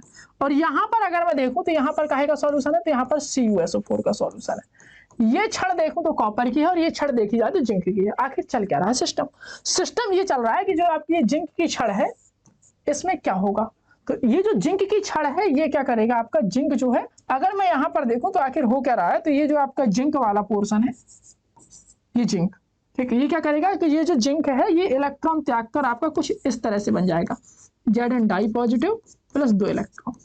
और ये जो आपके 2 इलेक्ट्रॉन है ये कहाँ जाएंगे, ये जो आपके 2 इलेक्ट्रॉन है ये आपके यहाँ पर आ जाएंगे इस तरह से, ये जो आपके 2 इलेक्ट्रॉन है वो कहाँ जाएंगे, तो इस तरह से यहाँ पर इलेक्ट्रॉन आ जाएंगे इस तरह से, इस तरह से, ओके। और जो जिंक डाई पॉजिटिव है वो आपका यहां पर हो जाएगा, ओके। और यहां पर अगर हम कहानी देखें तो यहां पर क्या कहानी होने वाली है कि ये जो कॉपर है ये क्या करेगा, तो ये जो कॉपर है आपका, यहां पर कॉपर सल्फेट का सॉल्यूशन था ना, तो ये कॉपर सल्फेट का जो सॉल्यूशन है CuSO4 का, ये आपका करेगा कुछ इस तरह से कि Cu डाई पॉजिटिव बनाएगा और आपका SO4 डाई नेगेटिव, ओके। अब क्या होगा, तो यहां पर आपका Cu डाई पॉजिटिव भी मिलेगा और SO4 डाई नेगेटिव, तो Cu डाई पॉजिटिव इस तरह से है। अब देखना बात को मेरी अच्छे से, अब होना क्या वाला है, तो यहां पर आप देखेंगे कि जो Cu डाई पॉजिटिव है वो आपका इसके पास जाके चिपकने लगेगा। अब ये इलेक्ट्रॉन लेकर Cu डाई पॉजिटिव क्या हो जाएगा आपका, कि ये जो Cu डाई पॉजिटिव है ये आपका इलेक्ट्रॉन लेकर बन जाएगा आपका Cu, तो ये जो Cu डाई पॉजिटिव है ये इलेक्ट्रॉन लेगा और ये आपका Cu बना लेगा। तो जब Cu डाई पॉजिटिव इलेक्ट्रॉन लेकर क्या बना लेगा, Cu बना लेगा, तो आपको कुछ इस तरह से सिस्टम हो जाएगा। अब आप देखिए हमने ये क्या किया कि यहाँ पर बीच में लवण सेतु लगा दिया, जिसे हम बोलते हैं सॉल्ट ब्रिज। सॉल्ट ब्रिज का क्या काम होता है, तो सॉल्ट ब्रिज का काम ये रहेगा कि भैया जो इलेक्ट्रॉन है आपके यहाँ वहां जा रहे थे, तो यहाँ से इलेक्ट्रॉन ऐसे गए शर्र, फिर यहाँ से इलेक्ट्रॉन फिर आएंगे ऐसे, फिर ऐसे, तो ये जो सिस्टम है कुछ इस तरह से पूरा सर्किट कंप्लीट हो गया। सर्किट कंप्लीट होने के कारण ये होगा आपका कि जो आपकी धारा है वो आपकी क्या होती, बहती रहेगी, कुछ इस तरह से सिस्टम चलेगा, इस तरह से, ऐसे इलेक्ट्रॉन आए फिर आपके ऐसे इलेक्ट्रॉन, ऐसे ऐसे ऐसे ऐसे ऐसे, तो कुछ इस तरह से सिस्टम चलेगा। तो यहाँ पर अगर हम देखें तो क्या हो रहा है, तो यहाँ पर जो सिस्टम चल रहा है इससे क्या होगा कि आपका जो विद्युत धारा का प्रवाह है वो लगातार बना रहेगा, ठीक है, क्लियर इतना। अब विद्युत धारा का प्रवाह इस तरह इसलिए होगा क्योंकि इलेक्ट्रॉन का प्रवाह ऐसे हो रहा है, ठीक है, कोई दिक्कत कोई समस्या। चलिए अब हम इसे लिखते हैं। तो अगर हम देखें ये विद्युत रासायनिक सेल है, इस पर अभिक्रिया किस तरह से अभिक्रिया होगी, तो यहाँ पर आप देखिएगा तो इसमें हो क्या रहा था, तो इसकी बात तो यही चल रही थी कि ये जो आपका जिंक का है, तो यहाँ पर अगर हम देखें कि जिंक वाले में क्या हो रहा था कि आपका ये जो जिंक था, ठीक है, तो जिंक में जो है आपका जो जिंक की रॉड थी वो क्या कर रही थी कि जिंक की रॉड थी आपकी Zn डाई पॉजिटिव बना रही थी और आपका 2 इलेक्ट्रॉन निकाल रही थी, और ये जो Zn डाई पॉजिटिव है ये आपके सॉल्यूशन में जा रहे थे, तो यहाँ पर आप सॉल्यूशन वाला AQ लगा सकते हो, ये आपकी सॉलिड छड़ थी, ठीक है। तो ये आपकी थी जिंक की रॉड की अभिक्रिया, ठीक है। और ये जो अभिक्रिया हो रही थी ये कौन सी अभिक्रिया है, तो ये आपके ऑक्सीकरण की अभिक्रिया है, और ऑक्सीकरण की अभिक्रिया कहाँ पे होती है, तो एनोड पर होती है, तो यहाँ पर लिखेंगे एनोड की क्रिया, यहाँ पर लिखेंगे एनोड पर अभिक्रिया, ओके, हो गया इतना, कोई दिक्कत नहीं। अब हम बात करें कॉपर सल्फेट में क्या हो रहा था, तो कॉपर सल्फेट का जो आपका सॉल्यूशन था वो आपका कुछ इस तरह से था, तो वो आपका कॉपर डाई पॉजिटिव और SO4 डाई नेगेटिव बनाता था, ओके, इस तरह से उसने बनाया, ठीक है। अब ये जो आपका कॉपर डाई पॉजिटिव है ये जो यहाँ से आने वाले इलेक्ट्रॉन है उनको अवशोषित कर रहा था, तो आपकी इसकी कहानी कुछ इस तरह से थी, तो ये आपकी कहानी थी Cu, तो ये हो रहा था अपचयन, तो रिडक्शन होता है कैथोड पर, तो यहाँ पर लिखेंगे कैथोड पर, ओके। अगर हम एनोड और कैथोड को अगर हम मिला दें तो यहाँ पर देखेंगे कि दोनों अर्ध समीकरणों को मिलाने पर, है ना, तो ये हो जाएगा आपका Zn से आपका Zn di positive plus 2 electron, और यहाँ पर अगर हम देखें तो Cu di positive plus 2 electron after reaction Cu कुछ नहीं है, तो यहाँ पर अगर हम देखें तो ये आपका आएगा 2 इलेक्ट्रॉन से 2 इलेक्ट्रॉन कैंसिल, तो हो गया आपका Zn plus Cu di positive after reaction Cu plus Zn di positive. तो ये जो है आपकी कुछ प्रकार की इस टाइप की रिएक्शन आएगी, और इस प्रकार की रिएक्शन इसमें क्या है देखने को मिलेगी, ठीक है। तो एनोड पर जो अर्ध अभिक्रिया है वो इस तरह से होगी, तो यहाँ पर आप लिख सकते हैं कि एनोड पर अर्ध अभिक्रिया, या आप अर्धवर्धना लिखना हो तो एनोड पर यहाँ पे सीधे सीधे आप लिख लिया करिए एनोड पर ये कहानी चल रही है, और यहाँ पर आप लिख लीजिए कैथोड पर, कहाँ गया, यहाँ पर लिखिए कैथोड पर, तो ये एनोड पर रिएक्शन चल रही है, ये आपकी कैथोड पर रिएक्शन चल रही है, ठीक है, कोई दिक्कत नहीं है। अब बात आती है कि ये लवण सेतु क्यों लगाया गया, ताकि ये जो सर्किट है वो कंप्लीट होता रहे, ताकि ये जो है हमें जो धारा है वो लगातार मिलती रहे, ओके। अब अगर मैं कहूँ आपसे कि भाई इनमें अगर हम बाह्य बैटरी लगा दें तो क्या होगा, तो इसका जो देखा जाए कि इसका जो विभव है वो आपका कितना हो जाएगा, तो ये अगर इसका विभव का कितना होता है तो वो आपका 1.1 वोल्ट। तो अगर इसके ऊपर अगर हम बाह्य विभव क्या कह सकते हैं बाह्य बैटरी लगा दें, तो एक बात और सुनिए, जब Zn और आप कह सकते हैं कॉपर आयनों की सांद्रता एक DMQ होती है, तो अगर हम बात करें तो इनका जो वोल्ट कह सकते हैं कि विभव है वो कितना होता है, तो उनका विभव होता है 1.1 वोल्ट। ठीक है, अब सुनिएगा मेरी बात को, अगर हम बाय द वे इनके ऊपर एक बढ़िया तरीके से बाह्य बैटरी लगा दें, आखिर हो क्या रहा है, तो यहाँ पर देखिएगा, अगर मैं अगला पेज ले लूं और यहाँ पर कहानी ऐसी चल रही थी, अब देखना चित्र को अच्छे से, केवल समझना बस है, लिखना में तो आपको मजा आ जाएगा, है ना। चलो, ये आपकी जिंक की रॉड थी, ये आपकी कॉपर सल्फेट की रॉड थी, सॉरी कॉपर की रॉड थी, कॉपर सल्फेट का सॉल्यूशन था, इस तरह से आपका ये जुड़ा था, है ना। और हमने यहाँ पर आपकी एक बाह्य बैटरी लगा दी है, ओके। अपन ऐसी लगाते हैं बैटरी, ठीक है। और इसका अगर हमारा कह सकें कि विद्युत वाहक बल जो है हमारा बैटरी का, ये आपका 1.1 से कम है, ठीक है। और ये आपकी जिंक की छड़ है, ये आपकी कॉपर की छड़ है, ये आपका CuSO4 भरा पड़ा है, इसमें अगर हम देखें तो ZnSO4 भरा पड़ा है, ठीक है।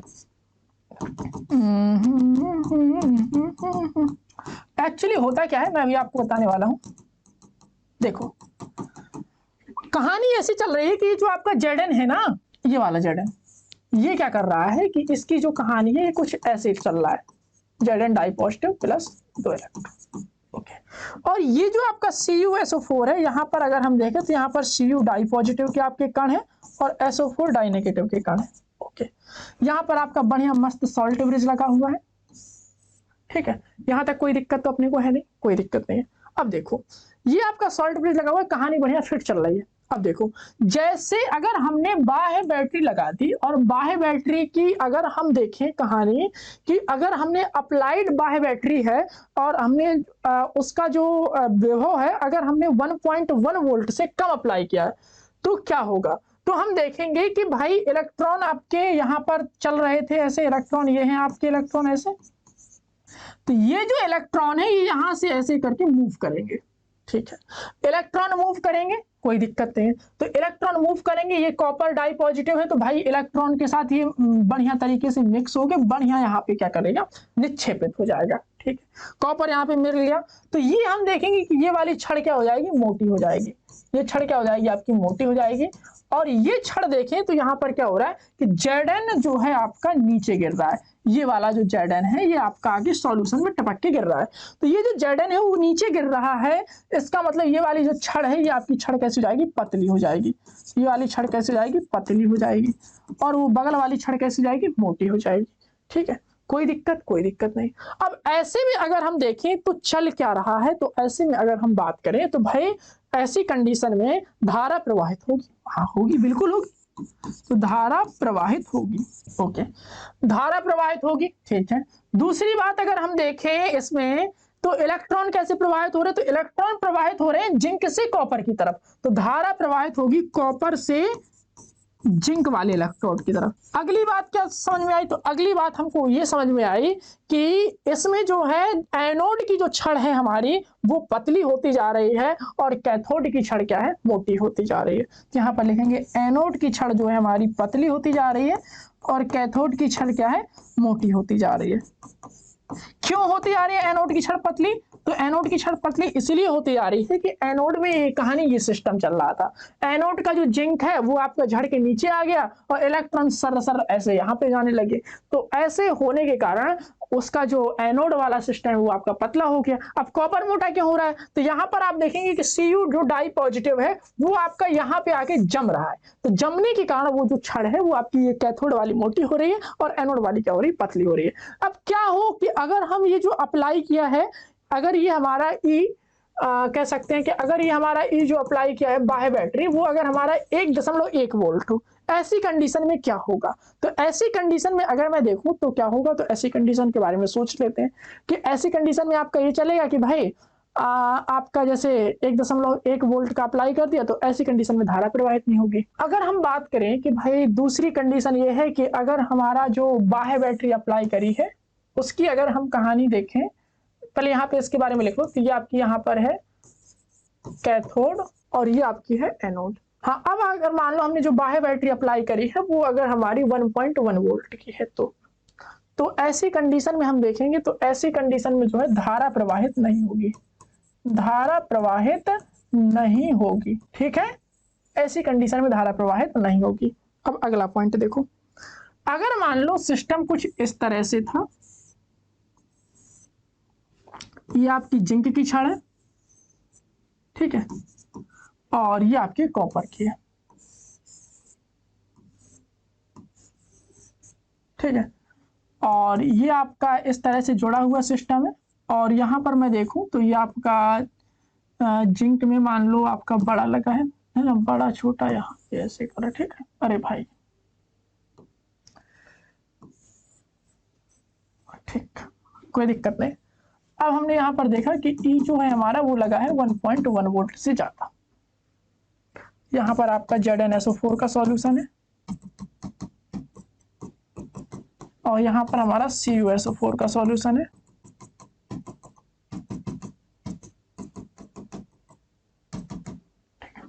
तो ये जो हमारी दूसरी कंडीशन थी, दूसरी कंडीशन में धारा प्रवाहित नहीं होगी। ठीक है, अब अगर हमें धारा प्रवाहित करनी है तो हमें और एनर्जी की आवश्यकता करनी पड़ेगी और ये जो है आपका ये विद्युत अपघटनी सेल की तरह काम करेगा, वही इसमें धारा प्रवाहित होनी होगी। अब अगर हम बात करें तो अगला पॉइंट, अगर हमने जो बाह्य जो अपनी बैटरी लगाई हुई है वो अगर हमारी 1.1 वोल्ट से अगर ज्यादा की लगा दी है तो क्या होगा। तो ऐसी परिस्थिति में अगर हम देखें तो क्या होगा आपका कि ऐसी परिस्थिति में अगर देखा जाए तो अगर हमारी ये ज्यादा लग जाएगी, तो ये ज्यादा लगने का मतलब ये है कि अब जो है सिस्टम उल्टा चलेगा। अब इलेक्ट्रॉन आपके ऐसे जाएंगे, ठीक है, अब इलेक्ट्रॉन आपके ऐसे जाएंगे तो इसका मतलब धारा आपकी ऐसे जाएगी। जब इलेक्ट्रॉन ऐसे जाएंगे तो ये वाली छड़ कैसी होगी, पतली होगी। अब ये वाली छड़ पतली होगी, इसका मतलब ये काहे की तरह काम करेगी, यह काम करेगी एनोड की तरह। समझ में आ रही बात। और ये वाली छड़ कैसी होगी, मोटी हो जाएगी, तो ये कैसे काम करेगी, ये काम करेगी कैथोड की तरह। आ रही बात समझे कि जब आप और ज्यादा कहेंगे कि भाई 1.1 वोल्टेज से भी ज्यादा, 1.1 वोल्ट से भी ज्यादा का आप कह सकते हैं कि कोई सेल जो है आपका इससे ज्यादा विद्युत वाहक बल वाला कोई सेल अगर आप अप्लाई करते हैं तो क्या होगा। तो ऐसी स्थिति में जो इलेक्ट्रॉन है, इलेक्ट्रॉन का प्रवाह जो है होगा कहाँ से, कॉपर से जिंक की तरफ। तो यहाँ पर लिखेंगे अगर हमारा ई एक्सटर्नल जो है हमारा ग्रेटर देन 1.1 है तो ऐसी स्थिति में धारा का प्रवाह होगा, धारा का प्रवाह होगा, लेकिन कहां से कहां की तरफ, तो ये होगा आपका कॉपर से जिंक की तरफ इलेक्ट्रॉन का प्रवाह, तो जिंक से कॉपर की तरफ धारा का प्रवाह, धारा का प्रवाह जिंक से कॉपर इलेक्ट्रोड की तरफ। तो कहानी कुछ आपकी सेल की ये थी, ठीक है। चलिए, तो आपको गैल्वेनिक सेल के बारे में मैं बता दूं तो ये आपकी डैनियल सेल है जो कि आपकी गैल्वेनिक सेल का ही प्रकार है। तो हम चर्चा करते हैं इसके बारे में। हम पढ़ रखे थे कि क्या क्या पढ़ा था, मैंने आपको बता रखा था कि यह आपका कॉपर की रॉड होती है जहां पर आपका यह CuSO4 का सॉल्यूशन होता है। काय का विलयन होता है, CuSO4 का। और मैंने यहाँ पर बताया था कि ये आपकी जिंक की रॉड होती है जो कि ZnSO4 के सॉल्यूशन में डिप रहती है। और क्या बताया था, और मैंने आपको ये बताया था कि ये जो जिंक की रॉड है, ये आपका जो सिस्टम है जिंक वाला, जिंक क्या करता था आपका कि जिंक जो था आपका वह आपका इस तरह से कहानी कर रहा था कि Zn डाई पॉजिटिव बना रहा था और 2 इलेक्ट्रॉन त्याग रहा था। ओके, तो जब आपका ये सिस्टम चल रहा था तो आखिर ऐसा हो क्या रहा था, तो Zn जो है वो टूट टूट के, अच्छे से बात सुनना, नहीं समझ में नहीं आएगा, ये जो Zn जो है आपका ये टूट टूट के आपका ऐसे गिर रहा था, इसका जो Zn डाई पॉजिटिव है वो टूट टूट कर नीचे गिर रहा था। तो ये बताओ जब Zn डाई पॉजिटिव इससे टूट टूट कर नीचे गिरेगा तो मैं आपको अच्छे से बता दूं कि इसका जो Zn है वो आपका टूट टूट के नीचे गिरेगा, तो ये जो आपकी छड़ है वो क्या हो जाएगी, पतली हो जाएगी। हो जाएगी पतली कि नहीं हो जाएगी, यस या नो? अरे इसका Zn टूट टूट के नीचे गिर रहा है तो इसके जो आपका Zn है, ये जो आपकी छड़ है वो पतली हो जाएगी कि नहीं हो जाएगी? हो जाएगी। अब दूसरी बात मैं आपको यहाँ पे बता दूं कि भाई जैसे Zn आपका टूट टूट के नीचे की तरफ गिरा, ओके, तो अब यहाँ पर बचा क्या? तो यहाँ पर बचे इलेक्ट्रॉन। तो यहाँ पर क्या हो जाएगा? तो यहाँ पर बचेंगे इलेक्ट्रॉन। तो जो इलेक्ट्रॉन है वो कुछ आपके इस तरह से होंगे, मैं यहाँ पर रेड से बना दे रहा हूँ इलेक्ट्रॉन। तो ये आपके इलेक्ट्रॉन है, ये इस पर क्या हो जाएंगे? Electron, okay. तो इस पर क्या होंगे? Electron, okay okay okay. अब बात आती है CuSO4 की। तो CuSO4 में क्या होगा कि आपका जो ये वाला सिस्टम है, तो ये आपका Cu डाई पॉजिटिव नीचे आएंगे, ठीक है, ठीक है। अब ये जो बिलियन में Cu डाई पॉजिटिव है, तो ये अब इलेक्ट्रॉन एक्सेप्ट करने के कारण ये जो Cu डाई पॉजिटिव है वो इसके ऊपर आ जाएंगे, ओके। तो ये कैसा होगा? ये आ जाएगा आपका पॉजिटिव, ओके। अब ये क्या कर रहा था कि यहां से इलेक्ट्रॉन ले रहा था, तो इसकी जो थिकनेस है वो क्या हो जाएगी? बढ़ जाएगी। तो ये क्या हो जाएगी आपकी भाई साहब? मोटी हो जाएगी, है ना। तो हमने देखा कि ये जो आपका कॉपर वाला सिस्टम है, वो आपकी जो कॉपर की रॉड है वो मोटी हो रही है, और जो ये आपकी जिंक की रॉड है वो क्या हो रही है? पतली हो रही है। ये चीजें हम डिटेल में डिस्कस कर चुके हैं, आप और अच्छे समझिएगा मेरी बात को। तो कहानी यहां तक हो चुकी थी। ये आपका था सॉल्ट ब्रिज। सॉल्ट ब्रिज क्यों लगाया था? कि ताकि ये जो है आपका इलेक्ट्रॉनों का प्रवाह बढ़िया तरीके से होता रहे, जिससे हमारा क्या है? बढ़िया तरीके से करंट फ्लो होता रहे। अब देखो इलेक्ट्रॉन जो है यहां से यहां की तरफ क्या है? इलेक्ट्रॉन फ्लो हो रहे हैं। तो करंट की जो दशा होगी, वो करंट की जो दिशा होगी वो कैसी होगी? इलेक्ट्रॉन की ठीक विपरीत। तो हमने ये जो धारा ले रखी है, धारा बहेगी हमारी यहां से यहां की तरफ, ठीक है। अब आखिर चल क्या रहा है? तो देखो हो ये रहा है कि ये जो आपके Cu डाई पॉजिटिव था वो आपका इलेक्ट्रॉन एक्सेप्ट कर रहा था और रिड्यूस होकर आपका Cu बन रहा था, और यहाँ पर जो था आपका Zn था, तो Zn डाई पॉजिटिव में ऑक्सीडेशन हो रहा था, ठीक है। तो अगर मैं बात करूं तो ये जो आपकी छड़ है वो काहे की तरह काम कर रही थी? तो ये आपकी छड़ काम कर रही थी एनोड की तरह, और ये जो छड़ है वो काहे की तरह काम कर रही थी? ये आपकी छड़ काम कर रही थी कैथोड की तरह, ओके, ठीक है। तो ये आपकी एनोड हो गई और वो आपकी कैथोड हो गई, ठीक है। अब आप समझना कि रिडॉक्स कपल क्या होता है, ठीक है। तो ये आपकी गैल्वेनिक सेल है। गैल्वेनिक सेल में मैंने क्या देखा कि भाई Zn जो है आपकी जो छड़ है वो क्या हो रही है? वो आपकी पतली हो रही है। पतली क्यों हो रही है? क्योंकि इससे जो Zn है वो झड़ झड़ के नीचे आ रहा है। यहाँ पर Cu जो है बिलियन से निकल निकल के चिपक रहा है इस पर। तो ये जो छड़ है ये क्या हो रही है? मोटी हो रही है। इतना क्लियर कि नहीं क्लियर? क्लियर। अब हमने ये देखा कि भाई ये जो है इस पर क्या हो रहा है कि ऑक्सीडेशन हो रहा है, तो ये आपकी एनोड वाली छड़ हो गई, और इस पर रिडक्शन हो रहा है तो आपकी कैथोड वाली छड़ हो गई, ओके। अब मैं यहाँ पर आपको बताऊं कि भाई रिडॉक्स युग में क्या होता है। तो रिडॉक्स युग में की अगर हम चर्चा करें कि भाई रिडॉक्स युग में होता क्या है, रिडॉक्स कपल होता क्या है, तो रिडॉक्स कपल में अगर आप देखते हैं कि ये ओवरऑल रिएक्शन अगर हम देखें तो ये कुछ रिएक्शन इस तरह से है। मैं यहाँ पर आपको ये रिएक्शन लिख के दिखाई दे रहा हूँ कि देखो ये यहाँ पर जिंक आपका सॉलिड है, तो ये आपका जिंक सॉलिड ले लिया, ठीक है। यहाँ पर हम देखें तो ये कॉपर जो है वो आपका इस तरह से डाई पॉजिटिव में है, तो ये आपका घुला हुआ है, तो ये आपका एक्वस हो गया। आफ्टर रिएक्शन क्या चल रहा है? कॉपर आपका सॉलिड बन रहा है, ओके, और आपका जिंक जो है आयनों में टूट रहा है, ओके। तो कहानी कुछ ऐसी चल रही है, ठीक है। अब देखो मेन बात आखिर चल क्या रहा है। तो यहां पर एक तो आपकी रिएक्शन ये है और एक आपकी रिएक्शन ये है, ठीक है। तो ये रिएक्शन और ये रिएक्शन आप अच्छे से देखिएगा। तो ये दोनों को हम बोलेंगे कि ये आपका रिडॉक्स कपल है, या इसी को हम बोलेंगे कि ये हमारे क्या है? रिडॉक्स युग्म है। क्या बोलेंगे? यही हमारे क्या है? रिडॉक्स युग्म की अभिक्रियाएं हैं, ठीक है। कौन कौन सी? तो एक हमारी ये अभिक्रिया हो गई और एक हमारी ये अभिक्रिया हो गई, तो ये हमारी रिडॉक्स अभिक्रियाएं हैं, ठीक है। तो रिडॉक्स कपल यही, इन्हीं दोनों को अगर हम मिला दें तो यही आपके रिडॉक्स कपल कहलाते हैं। क्लियर इतना? चलिए अब हम इसे लिखते हैं। तो अगर आपको एक छोटी सी जानकारी और दूं मैं, तो इसे हम क्या बोलेंगे? तो इसे हम बोलते हैं, ये हमारा जो है रिडक्शन हाफ सेल है, और इसे हम बोलेंगे, एक सेकेंड, इसे हम बोलेंगे कि ये आपका एक हाफ सेल है और ये आपका एक हाफ सेल है। तो ये क्या है आपका? ये भी आपका एक हाफ सेल है और ये भी आपका एक अर्ध सेल है। अर्ध सेल मतलब अर्ध सेल, ठीक है। तो इसे आप क्या बोलेंगे? तो ये इस पर क्या हो रहा है? तो इस पर हो रहा है आपका एनोड पर होता है आपका क्या? ऑक्सीडेशन। तो ये हो जाएगा आपका ऑक्सीकरण अर्ध सेल और ये हो जाएगा आपका अपचयन अर्ध सेल, ठीक है। तो यहाँ पर अगर मैं देखूं तो यहाँ पर लिख सकते हैं आप ऑक्सीकरण अर्ध सेल, अर्ध सेल। इस पे जो सिस्टम चल रहा है वो कौन सा सिस्टम चल रहा है? तो वो हो रहा है आपका Zn, जो कि आपका सॉलिड था, सॉलिड थी ना ये छड़, अब ये क्षण टूट के नीचे गिर रही है, उससे जो Zn डाई पॉजिटिव है वो आपका झड़ झड़ के नीचे गिर रहा है। तो ये जो सिस्टम है वो आपको कुछ इस तरह से होगा, Zn डाई पॉजिटिव एक्वस, मतलब ये जल में जाके मिल रहा है, नीचे सॉल्यूशन में मिल रहा है, प्लस 2 इलेक्ट्रॉन। ओके, अब हम बात करें अपचयन अर्धशैल की, यहाँ पर लिखेंगे अपचयन अर्धशैल। इसमें क्या सिस्टम है, तो अगर हम अपचयन अर्धशैल की बात करते हैं तो यहाँ पर आप देखिए वो Cu डाई पॉजिटिव वाला सिस्टम था, तो कोई Cu डाई पॉजिटिव हो गया और यह आपका 2 इलेक्ट्रॉन लेके क्या कर रहा था, Cu में अपचयित हो रहा था। तो ये हो गया आपका अपचयन वाला सिस्टम।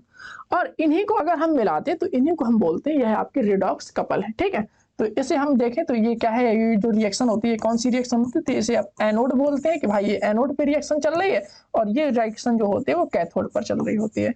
और इन्हीं दोनों का अगर हम बात करें तो इन्हीं दोनों का युग्म जो है ये क्या कहलाता है, यह है आपका रिडॉक्स युग्म या रिडॉक्स कपल कहलाता है। क्लियर हुआ बात, कोई दिक्कत? एक बार और अच्छे सुनिए, क्योंकि अगर आप इसे अच्छे से नहीं सुनेंगे तो आपके दिमाग से उड़ जाएगा।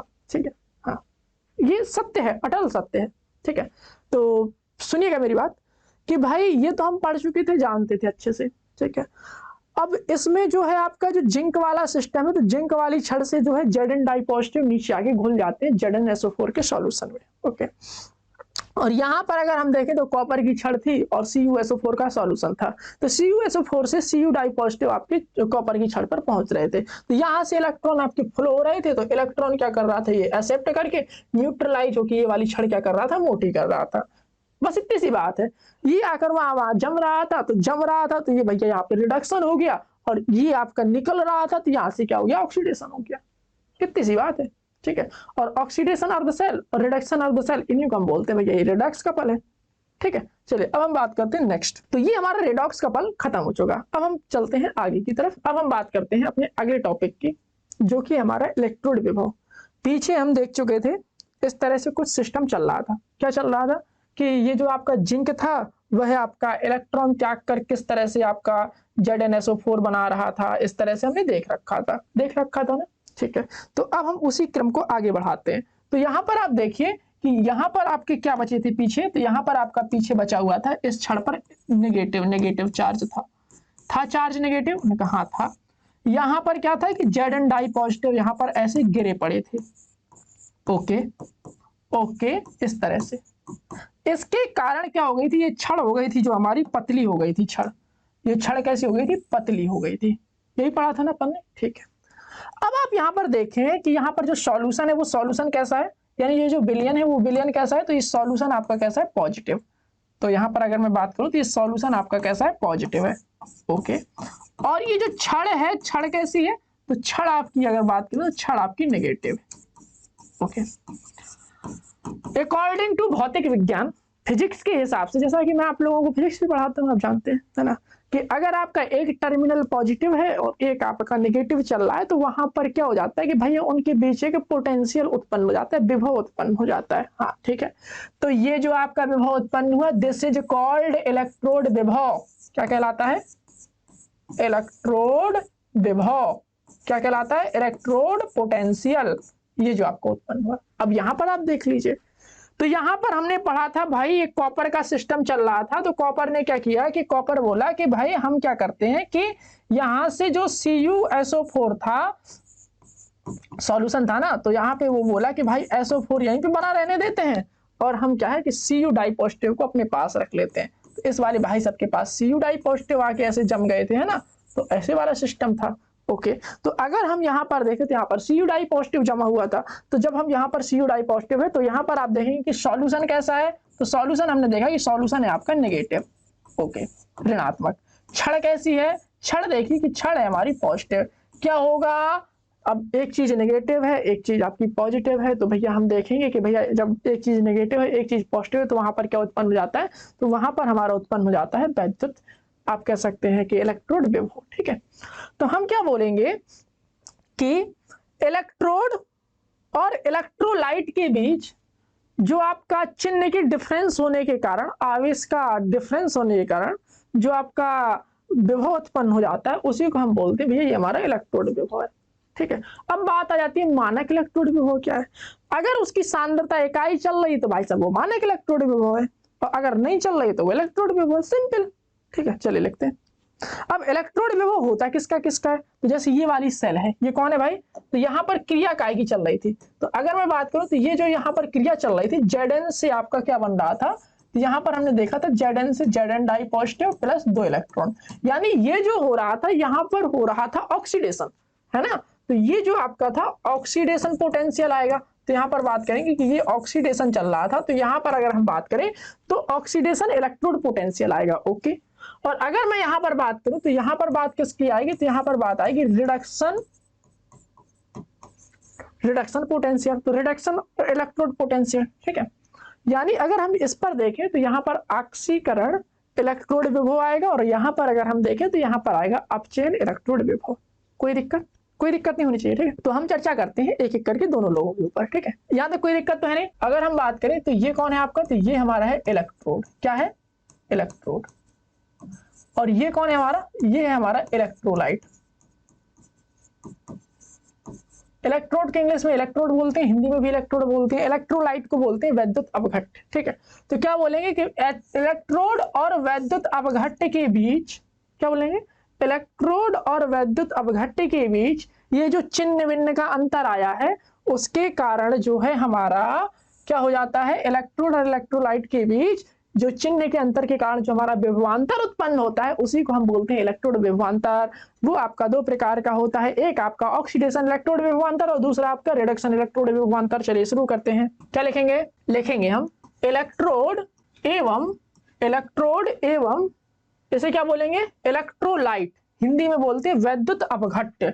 वैद्युत अपघट्य के बीच उत्पन्न विभवांतर को इलेक्ट्रोड विभव कहते हैं। अरे बहुत डिटेल में समझेंगे इसे, अरे मजा आ जाएगा आपको, देखना। अगर मैं बात करूं ये वाली हाफ सेल की, हाफ सेल जानते हैं, हाँ ये वाला बर्तन हाफ सेल कहलाता है इतना। तो ये वाले अगर मैं हाफ सेल की बात करूं तो इस हाफ सेल का नाम मैंने बताया था भाई कि इसमें चल क्या रहा है, ऑक्सीडेशन। तो ये ऑक्सीडेशन हाफ सेल है। ओके, तो ये क्या है, ऑक्सीडेशन हाफ सेल, या इसी को आप क्या बोलेंगे, ऑक्सीडेशन कहाँ पे होता है, एनोड पर, तो यहाँ पर लिखेंगे एनोड हाफ सेल, और वो आपकी कैथोड हाफ सेल है, ठीक है। तो अगर हम एनोड हाफ सेल में देखें तो यहाँ पर लिखिए एनोड अर्ध सेल या ऑक्सीडेशन अर्ध सेल में, एनोड पर एनोड अर्ध सेल या यहाँ पे ऑक्सीकरण अर्ध सेल में, कहाँ, गैल्वेनिक सेल में क्या हो रहा है भाई साहब, कि जो इलेक्ट्रोड है वैद्युत अपघट्य के सापेक्ष, विद्युत लिख गया, वैद्युत लिखना है भाई, वैद्युत अपघट्य के सापेक्ष ऋणात्मक है। ओके, कोई दिक्कत नहीं।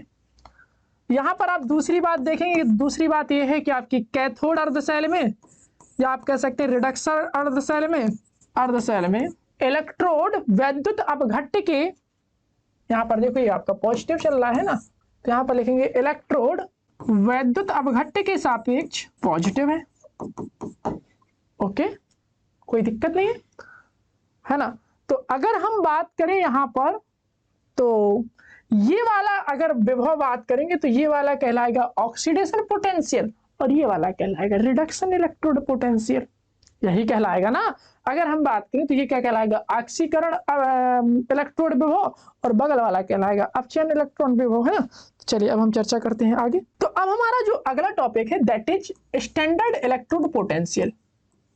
स्टैंडर्ड इलेक्ट्रोड पोटेंशियल, हिंदी में बोलते हैं इसे मानक इलेक्ट्रोड विभव, बता रहे हैं, बढ़िया आराम से मजा आ जाएगा। तो अब हम बात करते हैं मानक इलेक्ट्रोड विभव की, ठीक है। तो क्या बोलेंगे कि जब हाफ सेल रिएक्शन चल रही होती है या अर्ध सेल अभिक्रिया चल रही होती है, ओके, अगर उसमें जितने भी स्पीशीज प्रयोग किए गए हैं और सभी की सांद्रता अगर 1 इकाई है, तो हम बोल देते हैं भाई साहब जो आपका इलेक्ट्रोड, आपका जो पोटेंशियल उत्पन्न हुआ है that is standard electrode potential, और इसको हम ई नॉट से क्या करते हैं, रिप्रेजेंट करते हैं। अगर हम बात करें कि भाई इसे रिप्रेजेंट की अगर बात आई तो भाई आप कैसे पता चलेंगे कि ऑक्सीकरण वाले को कैसे प्रेजेंट करना है और रिडक्शन वाले को। तो आप जानते हैं कि ऑक्सीकरण की रिएक्शन ऐसे होती है, जैसे मान लीजिए कोई धातु है M और ये आपकी कहानी कुछ ऐसे होती है। ओके, मतलब इस तरह से, जैसे आपका Zn था ना, तो ये था आपका ऑक्सीडेशन रिएक्शन। मैंने स्टार्टिंग में इसीलिए आपको ऑक्सीडेशन पढ़ाया था बढ़िया तरीके से, ताकि आप इस तरह की रिएक्शन में अटके फटके नहीं, ठीक है। चलो, अगर आपके कहीं पे इस तरह से लिखा मिल जा रहा है E0 मतलब स्टैंडर्ड चल रहा है और Zn से चल रहा है आपका Zn डाई पॉजिटिव, तो इसका मतलब ये है कि आपको दिया हुआ है ऑक्सीडेशन इलेक्ट्रोड पोटेंशियल, यानी ऑक्सीकरण इलेक्ट्रोड विभव कौन सा, मानक वाला। और जैसे मान लो ये आपका Cu डाई पॉजिटिव है और यहां से आपका लिखा है Cu, अगर आपका ऐसे दिया हुआ है तो यहां पर आपका Cu ऐसे लिखा हुआ है, तो इसका मतलब ये है कि Cu डाई पॉजिटिव से Cu बन रहा है, यानी ये आपका रिडक्शन इलेक्ट्रोड पोटेंशियल है, कौन सा, स्टैंडर्ड, और ये आपका ऑक्सीडेशन स्टैंडर्ड इलेक्ट्रोड पोटेंशियल है। अगर मैं हिंदी में, शुद्ध हिंदी में बात करूं तो ये जो है आपका क्या कहलाएगा, तो ये कहलाएगा आपका मानक ऑक्सीकारक इलेक्ट्रोड विभव, और ये कहलाएगा आपका मानक अपचयन इलेक्ट्रोड विभव। ओके, तो ये आपका लिखा हुआ है। और इसी को मैं बार बार बता रहा था कि जब सभी स्पीसीज की सांद्रता एक इकाई हो तो इस प्रकार का जो आपका कह सकते हैं कि इलेक्ट्रोड विभव आपको प्राप्त होगा तो वो कहलाता है आपका मानक इलेक्ट्रोड विभव, ठीक है। चलिए, अब हम यहाँ पर थोड़ी सी चर्चा करते हैं, बिल्कुल थोड़ी सी। तो यहाँ पर आप देखिएगा, अगर मैं यहाँ पर बात करूं कि स्टैंडर्ड इलेक्ट्रोड पोटेंशियल एनोड वाले का, या एनोड वाले को नहीं लिखना है तो आप यहाँ पे ऐसे लिख सकते हैं ऑक्सीडेशन वाले का, हिंदी में भी लिख रहे हैं तो यहाँ क्या लिखेंगे, ऑक्सीकरण का मानक इलेक्ट्रोड विभव, ऑक्सीकरण का मानक अपचयन विभव, मानक इलेक्ट्रोड विभव। इसको हम रिप्रेजेंट कैसे करेंगे, तो हम जानते हैं ऑक्सीडेशन की रिएक्शन में क्या होता है कि यहाँ पर जो कोई धातु होती है वो कुछ इस तरह से टूट जाती है। ओके, हमने देखा था कि यहाँ पर आपका जिंक था तो आपकी जिंक की कहानी कुछ ऐसी थी। तो ये जो कहानी है इसे अगर हम देखें तो ये जो है आपका सिस्टम कुछ ऐसे आएगा, इसे रिप्रेजेंट करते हैं E0 ताकि ये आपका स्टैंडर्ड दिखाई दे, और Zn से Zn डाई पॉजिटिव बन रहा है तो ये हो जाएगा आपका M से Mn पॉजिटिव। ओके, और ये आपका होता है एक्वस में और ये आपका होता है सॉलिड में। जैसे मैं आपको एग्जाम्पल दूं तो ये जैसे मान लो E0 हो जाएगा, और अगर आपका कहीं पर ऐसा लिखा है Zn और यहाँ पर आपका लिखा है Zn डाई पॉजिटिव, तो ये जो है आपका रिप्रेजेंट करता है काहे को, कह सकते हैं आपकी मानक इलेक्ट्रोड विभव को, कौन सा, ऑक्सीकरण मानक इलेक्ट्रोड विभव, ठीक है। अगर मैं बात करूं अपचयन मानक इलेक्ट्रोड विभव तो वो आपका कुछ इस तरह से होता है, अपचयन मानक इलेक्ट्रोड विभव, ठीक है। तो अगर हम अपचयन मानक इलेक्ट्रोड विभव की चर्चा करें तो उसकी अगर हम कहानी देखें तो वो कुछ आपका इस तरह से होता है। उसमें क्या होता है कि इलेक्ट्रॉन ग्रहण किए जाते हैं, है ना।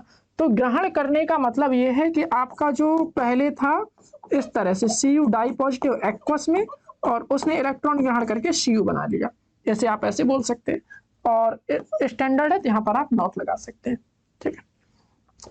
कुल मिला के आपको ये सिखाया गया है कि अगर आपको कहीं पे ये देखने को मिल जाए, कह सकते हैं अगर आपको ये देखने को मिल जाए इस तरह से, तो ये आपका है ऑक्सीकरण वाला, और ये आपको कहीं देखने को मिल जाए तो ये आपका अपचयन वाला है, ठीक। आ गई बात समझ में। अगर आपका धन आयन से सीधे सीधे सॉलिड बन रहा है तो वो आपका हो जाएगा अपचयन, और अगर आपका सॉलिड से धन आयन बन रहा है तो आपका हो जाएगा ऑक्सीकरण।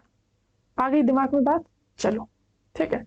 अब हम बात करते हैं कि किसी सेल का हम ईएमएफ कैसे निकालते हैं, electromotive force of a cell, है ना, तो उसकी चर्चा करते हैं। चलिए हम बात करते हैं कि भाई ईएमएफ क्या होता है, सेल का विद्युत वाहक बल क्या होता है, ठीक है। तो सेल के बारे में अगर हम देखें तो मैं आपको पुराना चित्र वहीं आपको ले चलता हूं। देखो यहां पर आप देखेंगे कि इस पर जो है आपका नेगेटिव चार्ज चल रहा है, और यहां पर आप देखेंगे तो इस पर आपका पॉजिटिव चार्ज चल रहा है। ओके, तो ये नेगेटिव और ये पॉजिटिव, इनके कारण भी एक विभवांतर उत्पन्न होगा कि नहीं होगा, होगा कि नहीं होगा, होगा। तो यही आपका कहलाता है ईएमएफ ऑफ सेल। अंडरस्टैंड, ठीक। क्या बोलेंगे कि सेल के ये जो दोनों इलेक्ट्रोड हैं इनके बीच जो आपका विभवांतर उत्पन्न हो रहा है उसी को हम बोलते हैं इलेक्ट्रोमोटिव फोर्स ऑफ सेल। अब ये कोई आपका जैसे नाम से आपको पता चल रहा है ना कि जैसे ये आपका नाम बल लिखा है, तो वो बल नहीं है, है वो विभवांतर ही। कहा ना कि भाई उनके इलेक्ट्रोड जो हैं उनमें जो आपका विभवांतर उत्पन्न हो रहा है उसी को हम कहते हैं कि सेल का ये विद्युत वाहक बल है। अब जब ये विभवांतर है तो नपेगा कैसे? तो नपेगा ये वोल्ट में, क्योंकि विभवांतर को तो हम वोल्ट ही में नापते हैं। तो ये विभवांतर है और विभवांतर काहे में नपता है? वोल्ट में नपता है। अब ये निकालते कैसे हैं? ई ऑफ सेल निकालते कैसे हैं? ये निकालते हैं आप ई of cathode minus E of anode, मतलब कैथोड का रिडक्शन पोटेंशियल माइनस एनोड का पोटेंशियल। ऐसे ही आपका निकलेगा कि नहीं निकलेगा? अंडरस्टैंड? कोई दिक्कत, कोई समस्या? चले लिखते हैं इसे। तो ये आपकी डेफिनेशन लिखी हुई है, क्या है कि गैल्वेनिक सेल के दो इलेक्ट्रोडों के बीच जो आपका विभवांतर है वो आपका क्या कहलाता है? विभव कहलाता है। ठीक है, और अगर हम देखें तो ये जो आपका सेल का जो विभव है वह एनोड और कैथोड के जो आपके विभव हैं उनके रिडक्शन पोटेंशियल के, बताया था मैंने, अपचयन विभव के क्या होता है? अंतर के बराबर होता है। ठीक है, अगर हम बात करें तो इसे हम ई सेल से प्रदर्शित करते हैं। क्या इसे प्रदर्शित करते हैं? ई सेल से। ई सेल बराबर क्या होता है? ई ऑफ कैथोड, क्या? E of cathode minus E of anode. आई बात समझ में? ठीक है ना? चलो, अब जैसे मान लो यहां पर कुछ कहानी ऐसी चल रही है कि Zn plus Cu after reaction Cu Zn। Okay, जैसे रिएक्शन आपकी ऐसी है। ठीक है, तो अगर मैं एनोड पर बात करूं तो एनोड पर कौन सी रिएक्शन चलेगी? तो एनोड पर ऑक्सीडेशन होता है, तो हम जानते हैं कि एनोड पर अगर हम बात करें तो कहानी ये होगी Zn से आपका Zn di positive plus 2E। Okay, anode की कहानी तो ये हो गई। ठीक है, अगर हम बात करें कि इसका रिडक्शन पोटेंशियल कैसे लिखेंगे, तो इसका रिडक्शन पोटेंशियल लिखेंगे Zn डाई पॉजिटिव से Zn। आई बात समझ में कि नहीं आई? आ गई, आ गई, आ गई। ठीक है, और ऐसे ही अगर हम कैथोड की बात करें तो कैथोड की समस्या ऐसी है कि कैथोड बराबर क्या हो जाएगा कि कैथोड में आपका Cu डाई पॉजिटिव जो है वो इलेक्ट्रॉन लेकर क्या करेगा? अपचयित हो जाएगा, और उसकी कहानी कुछ ऐसी हो जाएगी। तो इसके लिए अगर हम देखें तो ये E dot E of Cu di positive से Cu। ओके, ये दोनों इसके रिडक्शन पोटेंशियल लेने हैं। कौन सी लेने हैं? अपचयन विभव लेने हैं। कौन सी लेने हैं? अपचयन विभव लेने हैं। अगर मैं बात करूं ऑक्सीकरण विभव क्या होगा, तो ऑक्सीकरण विभव होगा Zn बटे Zn डाई पॉजिटिव। तो इसे आप कैसे लिखेंगे कि E of cell equal to E of cathode, cathode का रिडक्शन पोटेंशियल यानी Cu डाई पॉजिटिव से Cu minus E of Zn di positive से Zn, ये कहलाएगा आपका। आ रही बात समझ में? कोई दिक्कत, कोई समस्या? चलिए, अब बात आती है कि हम इसे रिप्रेजेंट कैसे करें। समझना मेरी बात को? ये आपका जिंक था तो जिंक क्या हो रहा था? टूट रहा था, तो यहां पर इस पे नेगेटिव चार्ज आ रहा था, और ये जिंक जो टूट के Zn डाई पॉजिटिव बना रहा था, तो वो आपका सॉल्यूशन में गिर रहा था। ओके, क्लियर है ना? ओके, ये आपका सॉल्ट ब्रिज है, तो सॉल्ट ब्रिज हो गया, और यहां पर आपका Cu डाई पॉजिटिव था और SO4 डाई नेगेटिव था, तो Cu डाई पॉजिटिव इसके पास चिपक रहा था, जिससे ये आपका पॉजिटिव हो रहा था। यहां तक आपको समझ में आ गया था। ठीक है, अब इसे रिप्रेजेंट कैसे करेंगे? तो देखो हो क्या रहा है कि जिंक से Zn डाई पॉजिटिव बन रहा है। ओके, और Cu डाई पॉजिटिव से आपका क्या हो रहा है? Cu आपका रिड्यूस हो रहा है। तो अगर हम इसे देखें ओवरऑल, तो इसका अगर हम रिप्रेजेंटेशन देखें तो इसका रिप्रेजेंटेशन कुछ इस तरह से होगा कि जो आपका Zn है, ओके, उससे क्या बन रहा है आपका? Zn di positive. लिख लिया अपन ने। अब देखो Zn डाई पॉजिटिव कैसे है, तो एक्वस स्टेट में है, तो यहां पर आप AQ लिख सकते हैं, और ये आपका ठोस था तो इसे आप सॉलिड लिख सकते हैं। ठीक है, और इसे अगर हम देखें तो ये आपका Cu है, कैसा है? जुड़ा हुआ है, तो Cu डाई पॉजिटिव कैसा है? एक्वस में है। ओके, बन क्या रहा है? Cu बन रहा है, तो इसे ऐसे लिखेंगे। ठीक है, बीच में आपका ये आपका पुल सा बना है, ब्रिज बोलते हैं, साल्ट ब्रिज, तो इसे आप दो डंडे से रिप्रेजेंट करेंगे। तो ये एक आधी सेल और ये आपकी दूसरी आधी सेल और ये आपका साल्ट ब्रिज, तो इसे हम इस तरह से रिप्रेजेंट करते हैं। आ गई बात समझे? कोई दिक्कत, कोई समस्या? चलिए, तो हम अगर बात करें, अगर हिंदी में लिखना हो तो लिख सकते हैं कि किसी भी गैल्वेनिक सेल को हम इस तरह से रिप्रेजेंट कर सकते हैं कि मेटल और इलेक्ट्रोलाइट सॉल्यूशन के बीच हम एक डंडा लगाते हैं और दो इलेक्ट्रोलाइट सॉल्यूशन के बीच हम दो डंडे लगाते हैं। बस हो गया। क्या लिखेंगे? किसी गैल्वेनिक सेल में, सेल का निरूपण में मेटल और कौन है वह इलेक्ट्रोलाइट, इलेक्ट्रोलाइट मतलब वैद्युत अपघट के बीच एक डंडा लगाते हैं। एक डंडा को क्या बोलेंगे? एक स्लैश, डंडा लिखो, ठीक है। तथा दो इलेक्ट्रोलाइट के बीच, सॉल्यूशन के बीच दो डंडा लगाकर रिप्रेजेंट करते हैं। अंडरस्टैंड? बस हो गया, है ना। डंडा नहीं लिखना तो वर्टिकल लाइन लिख सकते हैं, ऊर्ध्वाधर रेखा, ठीक है। अंडरस्टैंड? तो जैसा कि हमारा ये वीडियो लेक्चर खत्म हो चुका है, तो मैं उम्मीद करता हूं कि आपको ये वीडियो बहुत अच्छा पसंद आया होगा। बिल्कुल आपको इसमें मजा आ गया होगा, अच्छे से आपने सीखा होगा, मैंने अच्छे से इसे पढ़ाया हुआ है। तो आपको इसमें बिल्कुल चिंता करने की बिल्कुल बात है ही नहीं। आप इसे बढ़िया तरीके से क्या करिए, नोट्स बनाते चलिए, अच्छे से आप पढ़ते जाइए, खुद के नोट्स जरूर बनाइए। अब मान लीजिए कुछ लोग क्या होते हैं कि बहुत आलसी किस्म के होते हैं, तो उन आलसी प्रकार के बंदों के लिए भी हमने एक व्यवस्था कर रखी है। उसके लिए क्या है कि हमने अपना टेलीग्राम चैनल में ये पीडीएफ अपलोड कर दी है। तो आप उस टेलीग्राम चैनल से हमारी इस पीडीएफ को डाउनलोड कर सकते हैं और वहां से अपना नोट्स बना के बढ़िया तरीके से पढ़ सकते हैं। मैं यही कहूंगा कि आप नोट्स जरूर बनाया करिए, क्योंकि नोट्स बनाने से क्या होता है कि आपके जो मसल्स की एक्सरसाइज होती है, मसल्स की एक्सरसाइज होने से जो दिमाग है वो और अच्छे से काम करता है। तो कोई दिक्कत की बात नहीं है, बढ़िया तरीके से आप टेलीग्राम में जाइए, एक्सपी क्लासेस टाइप करिए, वहां पे हमारा चैनल ज्वाइन करिए और वहां पर आपको पीडीएफ मिल जाएगी। तो वहां से आप क्या करिए कि पीडीएफ डाउनलोड कर लीजिए और टेलीग्राम चैनल की जो लिंक है वो हमने डिस्क्रिप्शन में दे रखी है। तो फिर आपसे बात होती है अब अगली वीडियो में हम आपसे मिलेंगे। तब तक के लिए आप अच्छे से पढ़ाई करते रहिए, अपना ख्याल रखिए। Wish you all the best.